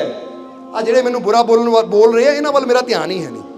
ਇਸ ਲਈ ਜਿਹੜਾ ਤੁਹਾਨੂੰ ਬੁਰਾ ਬੋਲੇ ਧਿਆਨ ਹੀ ਨਾ ਦਿਓ, ਧਿਆਨ ਹੀ ਉਹਨਾਂ ਵੱਲ ਰੱਖੋ ਜਿਹੜੇ ਤੁਹਾਨੂੰ ਪਿਆਰ ਕਰਨ ਵਾਲੇ ਆ। ਕਿਉਂਕਿ ਜੋ ਕੋਈ ਤੁਹਾਨੂੰ ਕਹਿ ਦੇਵੇ ਉਹ ਹੈ ਨਹੀਂ ਤੂੰ ਕੁਛ ਵੀ, ਭਾਈ ਤੇਰੇ ਵਾਸਤੇ ਕੁਛ ਨਹੀਂ ਹੋਏਗਾ, ਪਰ ਪੁੱਛ ਮੇਰੀ ਮਾਂ ਨੂੰ ਉਹਦੇ ਵਾਸਤੇ ਮੈਂ ਕੀ ਹਾਂ, ਪੁੱਛ ਮੇਰੀ ਪਤਨੀ ਨੂੰ ਉਹਦੇ ਵਾਸਤੇ ਮੈਂ ਕੀ ਹੈ, ਪੁੱਛ ਮੇਰੇ ਬੱਚਿਆਂ ਨੂੰ ਉਹਦੇ ਵਾਸਤੇ ਮੈਂ ਕੀ ਹੈ, ਤੇਰੇ ਕਹਿਣ ਨਾਲ ਕੀ ਬਣ ਜਾਣਾ। ਜਾਂ ਪੁੱਛ ਮੇਰੇ ਮਾਲਕਾਂ ਨੂੰ ਜਾ ਕੇ ਉਹਨਾਂ ਵਾਸਤੇ ਮੈਂ ਕੀ ਹੈ, ਕਿਉਂਕਿ ਮਾਲਕ ਤਾਂ ਕਹਿੰਦੇ ਸਾਡੇ ਪਿਆਰੇ ਹੋ। ਵਾਕਈ ਅਸੀਂ ਤੁਹਾਨੂੰ ਬਹੁਤ ਪਿਆਰ ਕਰਦੇ ਹਾਂ, ਤਾਂ ਹੀ ਅਸੀਂ ਕਹੀਦਾ ਕੋਈ ਕਦਰ ਪਾਵੇ ਨਾ ਪਾਵੇ, ਪਰ ਅਸੀਂ ਤੁਹਾਨੂੰ ਬਹੁਤ ਪਿਆਰ ਕਰਦੇ। ਇੰਨਾ ਹੀ ਸੋਚ ਲਓ, ਜੇ ਅਸੀਂ ਕਹੇ ਤਾਂ ਤੁਹਾਨੂੰ ਪਿਆਰ ਕਰਦੇ ਆ, ਤਾਂ ਹੁਣ ਹੋਰ ਕੋਈ ਕਵੇ ਨਾ ਕਵੇ ਇੰਨੀ ਗੱਲ ਹੀ ਬਹੁਤ ਹੁੰਦੀ ਹੈ। ਬੋਲੋ ਸਮਝਦੇ ਹੋ ਕਿ ਇਨਸਾਨ ਸੋਚ ਕੇ ਦੇਖੇ ਕਿ ਅਸੀਂ ਐਵੇਂ ਦੁਨੀਆ ਦੀਆਂ ਗੱਲਾਂ ਨੂੰ ਦਿਲ ਤੇ ਲਾ ਕੇ ਬਹਿ ਜਾਂਦੇ। ਕਿਸੇ ਨੇ ਕਹਿਤਾ ਤੂੰ ਨਿਕੰਮਾ ਬੇਕਾਰ ਹੈ ਤਾਂ ਅਸੀਂ ਮੰਨ ਕੇ ਬਹਿ ਜਾਂਦੇ ਹਾਂ, ਜਾਂ ਤੂੰ ਹੈ ਕੀ, ਉਹ ਭਾਈ ਤੇਰੀਆਂ ਨਜ਼ਰਾਂ ਬੇਸ਼ੱਕ ਕੁਛ ਨਹੀਂ ਹੋਵਾਂਗੇ। ਕਈ ਵਾਰਾ ਤਾਂ ਕਿਸੇ ਅਨਪੜ੍ਹ ਦੇ ਅੱਗੇ ਨਾ ਜਿੰਨਾ ਮਰਜ਼ੀ ਕੀਮਤੀ ਗ੍ਰੰਥ ਰੱਖਦੇ ਉਹਦੀ ਨਜ਼ਰਾਂ 'ਚੋਂ ਕੁਛ ਨਹੀਂ ਹੋਣਾ, ਉਹ ਕਹਿੰਦਾ ਕਿਤਾਬ ਹੀ ਹੈ, ਕੀ ਹੈ ਇਹ, ਤਾਂ ਜਿਹਨੂੰ ਉਹਦੀ ਸਮਝ ਹੈ ਉਹਨਾਂ ਜਾ ਕੇ ਮੱਥੇ ਤੇ ਲਾਣਾ, ਕਹਿਣਾ ਲੈ ਵੀ ਇਹ ਧਾਰਮਿਕ ਗ੍ਰੰਥ ਹੈ, ਇਹਨੂੰ ਮੱਥਾ ਟੇਕੋ, ਨਮਸਕਾਰ ਕਰੋ ਇਹਨੂੰ। ਕਿਉਂਕਿ ਜਿਹਨੂੰ ਸਮਝ ਹੁੰਦੀ ਹੈ ਵੈਲਿਊ ਵੀ ਉਹੀ ਪਾਉਂਦਾ ਹੈ। ਕਿਸੇ ਮੂਰਖ ਨੂੰ ਹੀਰਾ ਦੇ ਦਿਓ, ਉਹਨਾਂ ਕਹਿਣਾ ਕੀ ਹੈ, ਕੱਚ ਜਿਹਾ, ਲੈ ਜਾ ਇਹਨੂੰ ਚੱਕ ਕੇ। ਤਾਂ ਕਿਸੇ ਜੋਰੀ ਨੂੰ ਦਿਓ, ਉਹਨਾਂ ਸੰਭਾਲ ਕੇ ਕੱਪੜੇ ਦੇ ਡੱਬੀ 'ਚ ਬੰਦ ਕਰਕੇ ਤਿਜੋਰੀ 'ਚ ਰੱਖਣਾ ਹੈ, ਉਹਨੂੰ ਪਤਾ ਇਹ ਆਮ ਚੀਜ਼ ਨਹੀਂ ਹੈ। ਸੋ ਅਗਰ ਤੁਹਾਡੀ ਕੋਈ ਕਦਰ ਨਾ ਪਾਵੇ ਤਾਂ ਇਹ ਸਮਝ ਲਓ ਕਿ ਕੋਈ ਮੂਰਖ ਹੈ। ਨਹੀਂ ਤਾਂ ਰੱਬ ਦੀਆਂ ਬਣਾਈਆਂ ਦਾਤਾਂ ਨੂੰ, ਰੱਬ ਦੀਆਂ ਬਣਾਈਆਂ ਚੀਜ਼ਾਂ ਨੂੰ ਜੇ ਕੋਈ ਕਹਿ ਦੇਵੇ ਨਾ ਉਹ ਤੂੰ ਕੀ ਹੈ ਨਹੀਂ ਕੁਛ ਵੀ ਤੂੰ, ਤੇ ਇਹਦਾ ਮਤਲਬ ਇਹਨੂੰ ਉਹ ਪਰਖੇ ਨਹੀਂ, ਆਖੇ ਨਹੀਂ ਹੈ ਜਿਹੜਾ ਪਰਖ ਸਕੇ ਕਿ ਰੱਬ ਨੇ ਜ਼ਿੰਦਗੀ ਦਿੱਤੀ ਹੈ। ਤਾਂ ਰੱਬ ਕਿਸੇ ਨੂੰ ਬੇਕਾਰ ਨਹੀਂ ਬਣਾਉਂਦਾ, ਜਿਹਨੂੰ ਰੱਬ ਨੇ ਬਣਾਇਆ ਉਹਦੇ ਅੰਦਰ ਕੋਈ ਨਾ ਕੋਈ ਕੁਆਲਿਟੀ ਖੂਬੀ ਜ਼ਰੂਰ ਹੈ। ਸਮਝਦੇ ਹੋ ਕਿ ਨਹੀਂ? ਇਸ ਲਈ ਅੱਜ ਤੋਂ ਕੀ ਕਰਨਾ ਹੈ, ਫੋਰਗੇਟ ਬੈਡ ਥਿੰਗ। ਜੇ ਨਵਾਂ ਸਾਲ ਖੁਸ਼ੀਆਂ ਭਰਿਆ ਲਿਆਣਾ ਤਾਂ ਪੁਰਾਣੇ ਸਾਲ ਦੇ ਨਾਲ ਹੀ ਪੁਰਾਣੀਆਂ ਦੁੱਖਾਂ ਦੀਆਂ ਗੱਲਾਂ ਵੀ, ਕਿਸੇ ਨੇ ਤੁਹਾਨੂੰ ਤਕਲੀਫ ਦਿੱਤੀ, ਦੁੱਖ ਦਿੱਤਾ, ਕੁਛ ਵੀ ਕੀਤਾ, ਭੁੱਲ ਜਾਓ। ਬੋਲੋ ਸਮਝਦੇ ਹੋ ਕਿ ਨਹੀਂ? ਫੋਰਗੇਟ ਬੈਡ ਥਿੰਗ, ਬੁਰੀਆਂ ਚੀਜ਼ਾਂ ਨੂੰ ਭੁੱਲ ਜਾਓ, ਚੰਗੀਆਂ ਚੀਜ਼ਾਂ ਯਾਦ ਰੱਖਣੀਆਂ। ਜਿੱਦਾਂ ਇੱਕ ਮਿਸਾਲ ਦੇ ਦੀ ਛੋਟੀ ਜਿਹੀ ਕਹਾਣੀ ਯਾਦ ਆ ਗਈ, ਦੱਸਾਂਗੇ, ਫਿਰ ਸਤਸੰਗ ਨੂੰ ਸਮਾਪਤੀ ਦੀ ਤਰਫ ਲੈ ਕੇ ਜਾਵਾਂਗੇ। ਕਿ ਦੋ ਨਾ ਦੋਸਤ ਤੁਰੇ ਜਾ ਰਹੇ ਸੀ, ਦੋਸਤ ਤੁਰੇ ਜਾ ਰਹੇ ਸੀ ਕਿ ਚਲਦਿਆਂ ਚਲਦਿਆਂ ਕੋਈ ਗੱਲ ਹੋਈ, ਗੱਲ ਕਰਦਿਆਂ ਕਰਦਿਆਂ ਇੱਕ ਦੋਸਤ ਨੂੰ ਖਿਝ ਆਈ ਤਾਂ ਉਹਨੇ ਜ਼ੋਰ ਨਾਲ ਉਹਦੇ ਚਪੇੜ ਮਾਰਤੀ ਨਾਲ ਦੇ ਸਾਥੀ ਦੇ। ਉਹਨੇ ਥੱਲੇ ਰੇਤ ਦੇ ਉੱਪਰ ਲਿਖ ਦਿੱਤਾ ਕਿ ਮੇਰੇ ਦੋਸਤ ਨੇ ਮੇਰੇ ਪੱਟ ਕੇ ਚਪੇੜ ਮਾਰੀ। ਹੁਣ ਦੋਸਤ ਨੇ ਵੀ ਦੇਖਿਆ ਇਹ ਕਾਹਤੇ ਲਿਖ ਰਿਹਾ, ਕਹਿੰਦਾ ਲਿਖ ਰਿਹਾ ਮੈਂ ਯਾਦ ਰੱਖਣਾ ਮੈਂ, ਤੂੰ ਮੈਨੂੰ ਚਪੇੜ ਮਾਰੀ। ਤਾਂ ਹੁਣ ਅੱਗੇ ਤੁਰੇ ਗਏ, ਉਹ ਦੋਸਤ ਗਿਰਿਆ, ਜਿਹਦੇ ਚਪੇੜ ਵੱਜੀ ਸੀ ਨਾ, ਅੱਗੇ ਜਾਂਦਾ ਇਹਦਾ ਠੋਕਰ ਲੱਗੀ ਗਿਰਿਆ, ਤਾਂ ਜਿਹਨੇ ਚਪੇੜ ਮਾਰੀ ਉਹ ਚੱਕ ਕੇ ਫੜ ਕੇ ਖੜਾ ਕਰ ਲਿਆ ਔਰ ਗੱਲ ਨਾਲ ਲੱਗ ਗਿਆ, ਯਾਰ ਤੂੰ ਠੀਕ ਹੈ, ਸੱਟ ਤਾਂ ਨਹੀਂ ਲੱਗੀ? ਉਹ ਕਹਿੰਦਾ ਠਹਿਰ। ਉਹ ਗਿਆ ਪੱਥਰ ਉੱਪਰ ਲਿਖਣ ਲੱਗ ਗਿਆ, ਐਨ ਪੱਥਰ ਨੂੰ ਨਾ ਰਗੜ ਕੇ, ਵੀ ਇਹ ਦੋਸਤ ਨੇ ਮੇਰੀ ਮਦਦ ਕੀਤੀ ਸੀ, ਮੈਨੂੰ ਗੱਲ ਨਾਲ ਲਾਇਆ ਸੀ, ਮੈਨੂੰ ਦੁੱਖ ਚੋਂ ਕੱਢਿਆ ਸੀ। ਉਹ ਕਹਿੰਦਾ ਹੁਣ ਕੀ ਲਿਖ ਰਿਹਾ ਪੱਥਰ ਤੇ? ਕਹਿੰਦਾ ਮੈਂ ਲਿਖ ਰਿਹਾ, ਦੇਖ ਲੈ। ਉਹ ਕਹਿੰਦਾ ਇੱਕ ਗੱਲ ਨਹੀਂ ਸਮਝ ਆਈ, ਜਦੋਂ ਤੇਰੇ ਚਪੇੜ ਮਾਰੀ ਤੂੰ ਰੇਤ ਤੇ ਲਿਖਿਆ, ਜ਼ਮੀਨ ਤੇ ਲਿਖਿਆ, ਤਾਂ ਹੁਣ ਮੈਂ ਤੇਰਾ ਭਲਾ ਕੀਤਾ, ਤੈਨੂੰ ਉਠਾਇਆ, ਤੂੰ ਪੱਥਰ ਤੇ ਕਿਉਂ ਐਨ ਘੇਰ ਰਿਹਾ ਹੈ? ਉਹ ਕਹਿੰਦਾ ਇਸ ਲਈ ਰੇਤ ਤੇ ਮੈਂ ਤਾਂ ਲਿਖਿਆ ਕਿ ਹਵਾ ਚੱਲਣੀ ਹੈ ਤਾਂ ਉਹ ਮਿਟ ਜਾਣਾ ਹੈ, ਪੱਥਰ ਤੇ ਤਾਂ ਲਿਖਿਆ ਹੈ ਕਿ ਜਦੋਂ ਵੀ ਆਵਾਂ ਦੇਖਾਂ, ਕਿਉਂਕਿ ਪੱਥਰ ਤੇ ਲਿਖੇ ਨੂੰ ਕੋਈ ਮਿਟਾ ਨਹੀਂ ਸਕਦਾ। ਸੋ ਕਹਿਣ ਦਾ ਕੋਈ ਬੁਰਾ ਕਰੇ ਤਾਂ ਉਹਨੂੰ ਰੇਤ ਤੇ ਲਿਖੋ ਕਿ ਥੋੜੀ ਦੇਰ ਚ ਹੀ ਭੁੱਲ ਜਾਈਏ, ਕੋਈ ਚੰਗਾ ਕਰੇ ਉਹਨੂੰ ਪੱਥਰ ਤੇ ਲਿਖ ਦਿਓ ਕਿ ਸਾਰੀ ਜ਼ਿੰਦਗੀ ਯਾਦ ਰੱਖੀਏ ਕਿਸ ਨੇ ਮੇਰਾ ਭਲਾ ਕੀਤਾ ਸੀ। ਪਰ ਸਮਝਦੇ ਹੋ ਕਿ ਨਹੀਂ? ਇਦਾਂ ਦੀ ਸੋਚ ਸਾਡੀ ਹੋਣੀ ਚਾਹੀਦੀ। ਬੁਰੀ ਚੀਜ਼ ਭੁੱਲ ਜਾਓ, ਜੋ ਤਕਲੀਫ ਦੇਣ ਵਾਲੀ ਗੱਲ ਭੁੱਲ ਜਾਓ। ਜਦੋਂ ਸਾਨੂੰ ਲੱਗਦਾ ਨਾ ਕਿਸੇ ਨੇ ਮੇਰੀ ਹੈਲਪ ਕੀਤੀ, ਤਾਂ ਉਦੋਂ ਲੱਗਦਾ ਮੈਂ ਕੁਛ ਹਾਂ, ਤਾਂ ਹੀ ਕਿਸੇ ਨੇ ਮੇਰੀ ਮਦਦ ਕੀਤੀ। ਜਿਹੜੀ ਚੀਜ਼ ਤੁਹਾਡੀਆਂ ਨਜ਼ਰਾਂ 'ਚ ਇੱਜ਼ਤ ਨੂੰ ਵਧਾਵੇ, ਤੁਹਾਨੂੰ ਖਾਸ ਬਣਾਵੇ, ਉਹ ਯਾਦ ਰੱਖੋ। ਤਾਂ ਜਿਹੜੀ ਤੁਹਾਨੂੰ ਫੀਲ ਕਰਾਵੇ ਮੈਂ ਹੈ ਹੀ ਕੁਛ ਨਹੀਂ, ਮੈਂ ਕੀ ਹਾਂ, ਕੋਈ ਮੈਨੂੰ ਗਾਲ ਕੱਢਦਾ, ਕੋਈ ਮੈਨੂੰ, ਉਹ ਭੁੱਲ ਜਾਓ। ਕਿਉਂਕਿ ਤੁਹਾਡੀ ਕੋਈ ਕੀਮਤ ਜਾਣੇ ਨਾ ਜਾਣੇ, ਪਰ ਪੁੱਛੋ ਆਪਣੇ ਮਾਲਿਕ ਨੂੰ, ਜਿਹਨੇ 9 ਮਹੀਨੇ ਮਾਂ ਦੇ ਪੇਟ ਚਲਾਏ ਤਾਂ ਫਿਰ ਤੁਹਾਨੂੰ ਪੈਦਾ ਕੀਤਾ, ਕਿੰਨੀ ਮਿਹਨਤ ਕੀਤੀ ਉਹਨੇ ਤੁਹਾਡੇ ਤੇ। ਸਮਝਦੇ ਹੋ ਕਿ ਨਹੀਂ? ਤਾਂ ਹੀ ਕਿਹਾ ਜੇ ਕੋਈ ਕਵੇ ਹੈ ਨਹੀਂ ਤਾਂ ਪੁੱਛ ਭਾਈ, ਮੇਰੀ ਮਾਂ ਨੂੰ ਮੇਰੀ ਵੈਲਿਊ ਪੁੱਛ, ਮੇਰੀ ਮਾਂ ਵਾਸਤੇ ਮੈਂ ਕੀ ਹਾਂ, ਪਤਨੀ ਵਾਸਤੇ ਕੀ ਹਾਂ, ਬੱਚਿਆਂ ਵਾਸਤੇ ਕੀ ਹਾਂ। ਇਸ ਲਈ ਤੁਹਾਡੀ ਬਹੁਤ ਵੈਲਿਊ, ਬਹੁਤ ਕੀਮਤ ਹੈ। ਕਦੀ ਆਪਣੇ ਆਪ ਨੂੰ ਛੋਟਾ ਨਾ ਸਮਝੋ, ਕਿਉਂਕਿ ਜਿਸ ਮਾਲਿਕ ਨੇ ਤੁਹਾਨੂੰ ਬਣਾਇਆ ਹੈ ਉਹ ਆਪ ਤੁਹਾਡੇ ਅੰਦਰ ਬੈਠਾ ਹੈ, ਔਰ ਜਿੱਥੇ ਉਹ ਮਾਲਿਕ ਬੈਠਾ ਹੋਵੇ ਉਹ ਘਰ ਕਦੀ ਛੋਟਾ ਹੋ ਸਕਦਾ ਹੈ। ਹੁਣ ਕਈ ਵਾਰ ਦੇਖਿਆ ਨਾ, ਬੰਦਾ ਜਾਂਦਾ ਕਹਿੰਦਾ ਜੀ ਆਹ ਕੋਠੀ ਇਹ ਐਮਐਲਏ ਦੀ ਕੋਠੀ ਹੈ, ਇਹ ਫਲਾਣੇ ਮੰਤਰੀ ਦੀ ਕੋਠੀ ਹੈ। ਸਮਝਦੇ ਹੋ ਕਿ ਨਹੀਂ? ਕਿਉਂ? ਕਿਉਂਕਿ ਇੱਕ ਕੁਰਸੀ ਤੇ ਬੈਠਾ, ਇੱਕ ਪਦਵੀ ਤੇ ਬੈਠਾ ਹੈ, ਉਹਨੂੰ ਇੱਕ ਪਦਵੀ ਮਿਲੀ ਤਾਂ ਕਹਿੰਦੇ ਉਹਦੀ ਕੋਠੀ ਹੈ, ਔਰ ਉਹਦੇ ਆਲੇ ਦੁਆਲੇ ਸਿਪਾਹੀ ਖੜੇ ਹੁੰਦੇ। ਤਾਂ ਜ਼ਰਾ ਸੋਚੋ, ਜੇ ਕੋਈ ਇੱਕ ਚੁਣਾਵ ਜਿੱਤ ਕੇ ਇੱਕ ਕੁਰਸੀ ਤੇ ਬਹਿ ਜਾਵੇ ਤਾਂ ਉਹਦੀ ਕੋਠੀ ਦੀ ਵੈਲਿਊ ਪੈ ਜਾਂਦੀ ਹੈ। ਤਾਂ ਜਿਸ ਪ੍ਰਮਾਤਮਾ ਨੇ ਸਾਰੀ ਦੁਨੀਆ ਬਣਾਈ ਹੈ ਉਹ ਤੁਹਾਡੇ ਅੰਦਰ ਬੈਠਾ, ਤਾਂ ਤੁਹਾਡੀ ਵੈਲਿਊ ਕੀ ਹੋਏਗੀ? ਸੋਚ ਕੇ ਦੇਖੋ ਜਰਾ, ਤੁਹਾਡੀ ਕੀਮਤ ਕੀ ਹੋਏਗੀ? ਤੁਸੀਂ ਤਾਂ ਐਵੇਂ ਆਪਣੀ ਵੈਲਿਊ ਘਟਾਈ ਜਾਂਦੇ ਆ ਕਿ ਮੈਂ ਕੀ ਹਾਂ। ਨਹੀਂ, ਤੁਸੀਂ ਬਹੁਤ ਕੁਝ ਹੋ, ਬਸ ਉਹ ਤਾਕਤ ਤੇ ਵਿਸ਼ਵਾਸ ਕਰਨਾ ਹੈ। ਤਾਂ ਹੀ ਕਹਿੰਦੇ ਬਲੀਵ ਇਨ ਗॉड, ਆਪਣੇ ਰੱਬ ਤੇ ਵਿਸ਼ਵਾਸ ਕਰੋ ਜਿਹੜਾ ਤੁਹਾਡੇ ਅੰਦਰ ਬੈਠਾ ਤੁਹਾਨੂੰ ਚਲਾ ਰਿਹਾ ਹੈ। ਅਗਰ ਉਹ ਤੇ ਵਿਸ਼ਵਾਸ ਕਰੋਗੇ ਤਾਂ ਹਰ ਮੁਸ਼ਕਿਲ ਚੋਂ ਨਿਕਲਣ ਦੀ ਸ਼ਕਤੀ ਵੀ ਉਹ ਤੁਹਾਨੂੰ ਦੇਵੇਗਾ। ਇਸ ਲਈ ਫੋਰਗੇਟ ਬੈਡ, ਬੁਰੀਆਂ ਗੱਲਾਂ ਨੂੰ ਭੁੱਲ ਜਾਓ। ਔਰ ਤੀਸਰਾ ਪੁਆਇੰਟ ਯਾਦ ਰੱਖਣਾ ਹੈ, ਕਾਈਂਡਨੈਸ ਫॉर ਆਲ, ਕਿ ਸਭ ਦੇ ਪ੍ਰਤੀ ਦਇਆ ਦੀ ਭਾਵਨਾ ਰੱਖਣੀ ਹੈ, ਕਿਸੇ ਦੇ ਪ੍ਰਤੀ ਕਠੋਰ ਨਹੀਂ ਹੋਣਾ, ਕਿਸੇ ਦੇ ਜ਼ੁਲਮ ਨਹੀਂ ਕਰਨਾ, ਕਿਸੇ ਨੂੰ ਤਕਲੀਫ ਨਹੀਂ ਦੇਣੀ। ਕਈ ਵਾਰ ਦੇਖਿਆ ਕੋਈ ਕੁੱਤਾ ਬੈਠਾ ਹੁੰਦਾ, ਬੰਦਾ ਡੰਡਾ ਚੱਕ ਕੇ ਮਾਰ ਦਿੰਦਾ, ਉਹਦੇ ਪੱਥਰ ਚੱਕ ਕੇ ਮਾਰ ਦਿੰਦਾ, ਉੱਦਾਂ ਹੀ ਖਾਮਾ ਖਾਈ ਆਪਣੀ ਖੁਜਲੀ ਮਿਟਾਉਣ ਵਾਸਤੇ ਉਹਨੂੰ ਵਿਚਾਰੇ ਨੂੰ ਤਕਲੀਫ ਦੇ ਦਿੰਦਾ ਹੈ। ਨਹੀਂ, ਜਿਹੜੇ ਮਾਲਿਕ ਨਾਲ ਪਿਆਰ ਕਰਨ ਵਾਲੇ ਨੇ ਉਹ ਸਭ ਤੇ ਦਇਆ ਕਰਦੇ ਆ। ਉਹ ਕੋਈ ਵੀ ਇਦਾਂ ਦਾ ਕਰਮ ਨਹੀਂ ਕਰਦੇ ਜਿਹਨਾਂ ਕਿਸੇ ਨੂੰ ਕੋਈ ਤਕਲੀਫ ਹੋਵੇ। ਕੋਈ ਗਿਰ ਜਾਵੇ ਤਾਂ ਉਹਨੂੰ ਦੇਖ ਕੇ ਹੱਸੋ ਨਾ, ਬਲਕਿ ਤੁਹਾਡੇ ਅੰਦਰ ਇੰਨੀ ਦਇਆ ਦੀ ਭਾਵਨਾ ਹੋਣੀ ਚਾਹੀਦੀ, ਉਹ ਗਿਰ ਜਾਵੇ ਦੌੜ ਕੇ ਜਾਵੋ, ਉਹਨੂੰ ਉਠਾ ਕੇ ਪੁੱਛੋ ਭਾਈ ਕੋਈ ਸੱਟ ਤਾਂ ਨਹੀਂ ਲੱਗੀ। ਇਹਨੂੰ ਕਹਿੰਦੇ ਕਾਈਂਡਨੈਸ, ਇਹਨੂੰ ਕਹਿੰਦੇ ਦਇਆ ਦੀ ਭਾਵਨਾ। ਜਿੱਥੇ ਮੈਨੂੰ ਲੱਗਦਾ ਮੈਂ ਕਿਸੇ ਦੀ ਹੈਲਪ ਕਰ ਸਕਦਾ ਹਾਂ, ਕਿਸੇ ਵਾਸਤੇ ਕੋਈ ਆਸਾਨੀ ਪੈਦਾ ਕਰ ਸਕਦਾ, ਉੱਥੇ ਮੈਨੂੰ ਕੋਸ਼ਿਸ਼ ਕਰਨੀ ਚਾਹੀਦੀ ਹੈ ਉਹਦੀ ਮਦਦ ਕਰਨ ਦੀ, ਉਹਦੀ ਆਸਾਨੀ ਪੈਦਾ ਕਰਨ ਦੀ। ਔਰ ਇਹ ਵੀ ਕੋਸ਼ਿਸ਼ ਕਰਨੀ ਚਾਹੀਦੀ, ਤਾਂ ਦੱਸਿਆ ਕਿ ਜਦੋਂ ਤੁਸੀਂ ਦੂਜਿਆਂ ਦੀ ਹੈਲਪ ਕਰਦੇ ਹੋ ਤਾਂ ਪਰਮਾਤਮਾ ਤੁਹਾਡੀ ਹੈਲਪ ਕਰਦਾ ਹੈ, ਇਹ ਕੁਦਰਤ ਤੁਹਾਡੀ ਹੈਲਪ ਕਰਦੀ ਹੈ। ਜਦੋਂ ਤੁਸੀਂ ਕਿਸੇ ਨੂੰ ਖੁਸ਼ੀ ਦਿੰਦੇ ਹੋ ਤਾਂ ਤੁਹਾਡੇ ਜੀਵਨ 'ਚ ਖੁਸ਼ੀਆਂ ਆਣੀਆਂ ਸ਼ੁਰੂ ਹੋ ਜਾਂਦੀਆਂ ਹੈ। ਜਦੋਂ ਤੁਸੀਂ ਕਿਸੇ ਨਾਲ ਪਿਆਰ ਕਰਦੇ ਹੋ, ਦੂਜੇ ਨੂੰ ਰਿਸਪੈਕਟ ਦਿੰਦੇ ਹੋ, ਤਾਂ ਤੁਹਾਡੇ ਜੀਵਨ 'ਚ ਪਿਆਰ, ਰਿਸਪੈਕਟ ਆਣੀ, ਇੱਜ਼ਤ ਆਣੀ ਸ਼ੁਰੂ ਹੋ ਜਾਂਦੀ ਹੈ। ਕਿਉਂਕਿ ਜੋ ਤੁਸੀਂ ਦੇਣਾ ਹੈ ਕੁਦਰਤ ਨੇ ਉਹੀ ਤੁਹਾਨੂੰ ਕਈ ਗੁਣਾ ਕਰਕੇ, ਇਹ ਨਿਊਟਨ ਦਾ ਤੀਸਰਾ ਨਿਯਮ ਜੋ ਉਹਨੇ ਕੁਦਰਤ ਦੇ ਬਾਰੇ ਦੱਸਿਆ, ਬ੍ਰਹਿਮੰਡ ਦੇ ਬਾਰੇ ਦੱਸਿਆ, ਕਾਈਂਡਨੈਸ ਫॉर ਆਲ, ਸਾਰਿਆਂ ਵਾਸਤੇ। ਇਹ ਨਹੀਂ ਕਿ ਆ ਮੇਰੇ ਧਰਮ ਦਾ, ਆ ਮੇਰੀ ਜਾਤ ਦਾ, ਆ ਮੇਰੇ ਮੁਹੱਲੇ ਦਾ, ਇੱਥੇ ਦਇਆ ਕਰਨੀ ਤੇ ਦੂਜੇ ਨੂੰ ਪੁੱਛਣਾ ਨਹੀਂ। ਜਿਹੜਾ ਦਿਆਲੂ ਹੁੰਦਾ ਹੈ ਨਾ ਉਹ ਸਭ ਤੇ ਦਇਆ ਕਰਦਾ ਹੈ। ਜਿੱਦਾਂ ਸੂਰਜ ਸਭ ਨੂੰ ਰੋਸ਼ਨੀ ਦਿੰਦਾ ਹੈ, ਨਦੀ ਸਭ ਦੀ ਪਿਆਸ ਬੁਝਾਉਂਦੀ ਹੈ, ਇਦਾਂ ਹੀ ਜਿਹਦੇ ਅੰਦਰ ਦਿਆਲਤਾ ਦੀ ਭਾਵਨਾ ਹੁੰਦੀ ਉਹ ਸਭ ਦੀ ਮਦਦ ਕਰਨ ਦੀ ਕੋਸ਼ਿਸ਼ ਕਰਦਾ ਹੈ। ਉਹ ਜਿੱਥੇ ਵੀ ਦੇਖਦਾ ਹੈ ਕਿ ਭਾਈ ਇਹਦੀ ਮੈਂ ਕੋਈ ਹੈਲਪ ਕਰ ਸਕਦਾ, ਉਹ ਕਰਨ ਦੀ ਕੋਸ਼ਿਸ਼ ਕਰਦਾ ਹੈ। ਕਈ ਵਾਰ ਕੋਈ ਬੰਦਾ ਰਸਤਾ ਹੀ ਪੁੱਛਦਾ, ਬੰਦਾ ਮੇਰੇ ਕੋਲ ਟਾਈਮ ਹੈ ਨਹੀਂ, ਕਿਤੇ ਹੋਰ ਪੁੱਛ ਲੈ, ਨਹੀਂ 2 ਮਿੰਟ ਦਾ ਟਾਈਮ ਕੱਢੇ ਦੱਸ ਦਿਓ, ਹਾਂਜੀ ਭਾਈ ਇੱਥੋਂ ਇੱਦਾਂ ਜਾਣਾ, ਕਿੰਨੀਆਂ ਦੁਆਵਾਂ ਮਿਲਣਗੀਆਂ ਤੁਹਾਨੂੰ। ਬੋਲੋ ਸਮਝਦੇ ਹੋ ਕਿ ਨਹੀਂ? ਕਿਉਂਕਿ ਜਦੋਂ ਕੋਈ ਅੱਛਾਈ ਕਰਦੇ ਆ, ਕੋਈ ਨੇਕੀ ਕਰਦੇ ਆ, ਤਾਂ ਫਿਰ ਰੱਬ ਵੀ ਖੁਸ਼ ਹੁੰਦਾ ਹੈ। ਕਿਉਂਕਿ ਸਾਨੂੰ ਜੀਵਨ ਮਿਲਿਆ ਇਸ ਲਈ ਹੈ ਕਿ ਆਪ ਵੀ ਜੀਏ ਔਰ ਦੂਜਿਆਂ ਦੀ ਜੀਣ ਵਿੱਚ ਮਦਦ ਕਰੀਏ। ਇਸ ਲਈ ਸਾਡੇ ਮਾਲਿਕ ਨੇ ਸਾਨੂੰ ਜ਼ਿੰਦਗੀ ਦਿੱਤੀ ਹੈ। ਬੋਲੋ ਸਮਝਦੇ ਹੋ ਕਿ ਨਹੀਂ? ਇਸ ਲਈ ਤੀਸਰਾ ਨਿਯਮ ਕੀ ਰੱਖਣਾ ਹੈ? ਪਹਿਲਾ ਰੱਖਿਆ ਬਲੀਵ ਇਨ ਗॉड, दूसरा फॉरगेट बैड ठीक, बुरियां गल्लां नूं भुल जाओ, रब ते विश्वास रखो। और तीसरा कि सब दे प्रति दया दी भावना रखनी है कि मैं किसी ने जुल्म नहीं करना, किसी नूं तकलीफ नहीं देनी, जो हो सके मैं भला करने की कोशिश करनी, अच्छा करने की कोशिश करनी है, किसी का बुरा नहीं करना। और तीसरा की रखना है कि चौथा की रखना है स्माइल विद फेथ, कि फेथ का मतलब विश्वास, भरोसा, कि मैं अपने चेहरे ते एक हल्की जी मुस्कुराहट रखनी है विश्वास दी। विश्वास दी स्माइल का मतलब की हुंदा है कि अगर इंसान के सामने कोई प्रॉब्लम आती नहीं तो बंदा एक हल्की जी स्माइल क्यों रखता है, क्योंकि पता मेरा मालिक मेरे नाल है। इनू कहते विश्वास। जिदा समझ लो कि जदों हुण फर्ज करो तुहाडे चेहरे ते स्माइल कदों आएगी, उदों आएगी जदों कोई तुहानू इदां दा काम कवे ना जिहड़ा तुहानू लगदा बड़ा सौखा है। कोई कवे आ काम कर दूं, तुसीं कहना ले हस के कहना आ हुणे ही कर दिंदे, इदां होना कि नहीं। हुण भाई 10 किलो दा इत्थे कोई 10 किलो दी चीज़ पई होवे, कोई कवे हैगी ताकत चुक्कण दी, तुसीं हसदे हो ले आ गई आ चक्किया हो गया। क्योंकि जिहड़ा काम बंदे नूं लगदा ना ये हो जाना है, वो बंदा हसदे होए जांदा है। इदां हुंदी है कि नहीं। जिद्दां जिहनूं गड्डी चलानी आंदी ना, कोई पुछे तू गड्डी चला लूं, ले यार कमाल दी गल है, गड्डी चलाने 10 साल हो गए, गड्डी चलानी की गल है, हसदे होए जाओगे गड्डी की सीट ते। जिहनूं चलानी नहीं आंदी उहनूं गड्डी नहीं भरावा बड़ी खतरनाक चीज़ है, एक्सीडेंट हो जाते, लत्तां टुट जांदियां, एक्सीडेंट हो जाए तो बड़ी खतरनाक चीज़ है। मैं तो अगली सीट पर बहता ही नहीं, दूर ही रहता मैं। जिन्होंने नहीं आती उसदे वास्ते खतरा है, तो जिन्होंने आती उसदे वास्ते आनंद है। समझते हो कि नहीं।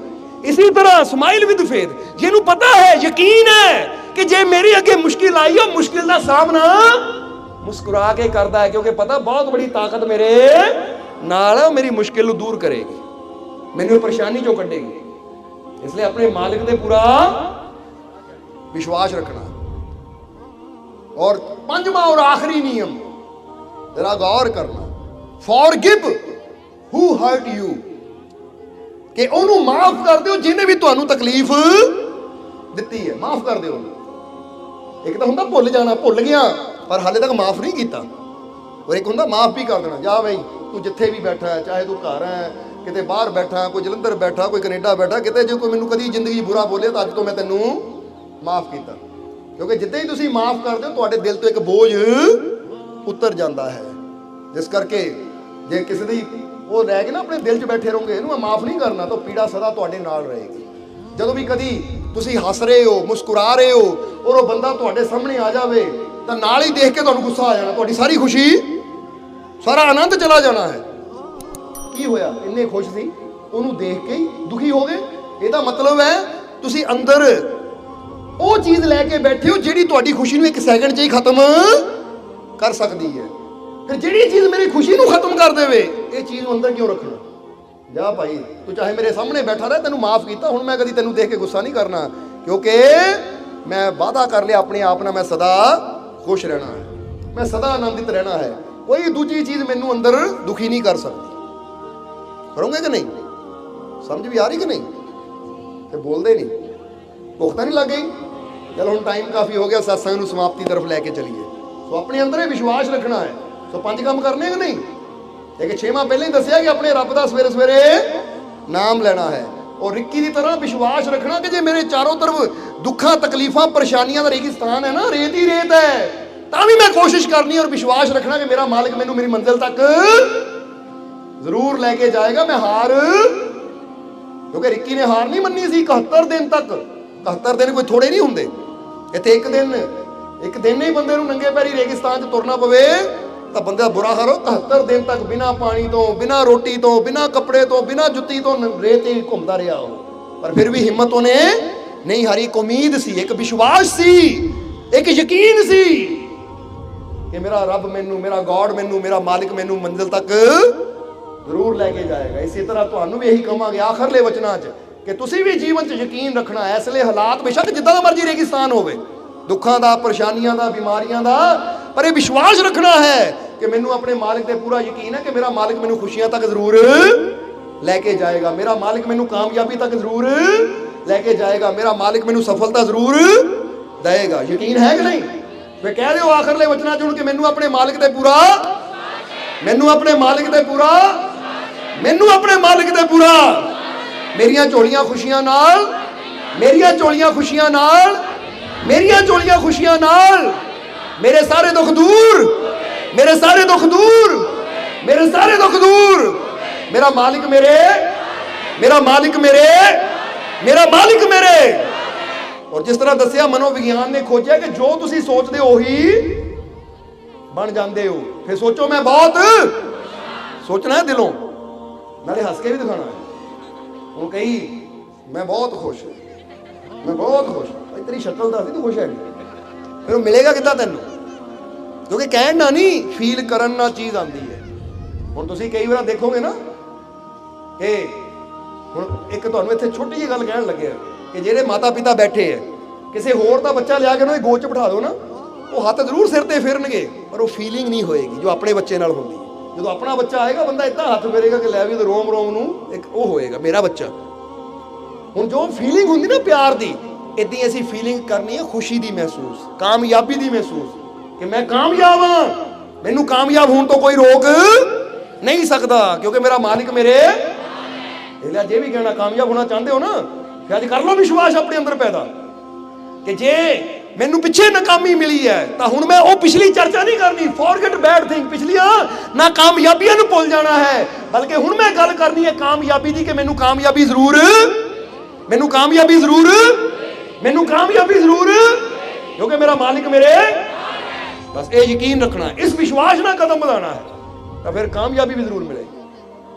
समझ दो कि जे किसी को बीमारी है तकलीफ है तो यह ना सोचो हाय मेरा दुख इन्ने साल हो गए दवाई खाते नूं कदी दूर नहीं होया। दवाइयां ने दुख दूर नहीं करने, ये दुख दूर करने तुहाडे विश्वास ने, वो मालिक की रहमत ने। और वो रहमत कदों मिलती है जदों असीं विश्वास ना कहते हैं कि मैनू यकीन है अपने मालिक दे, मेरा दुख दूर, मेरा दुख दूर, मेरा दुख दूर।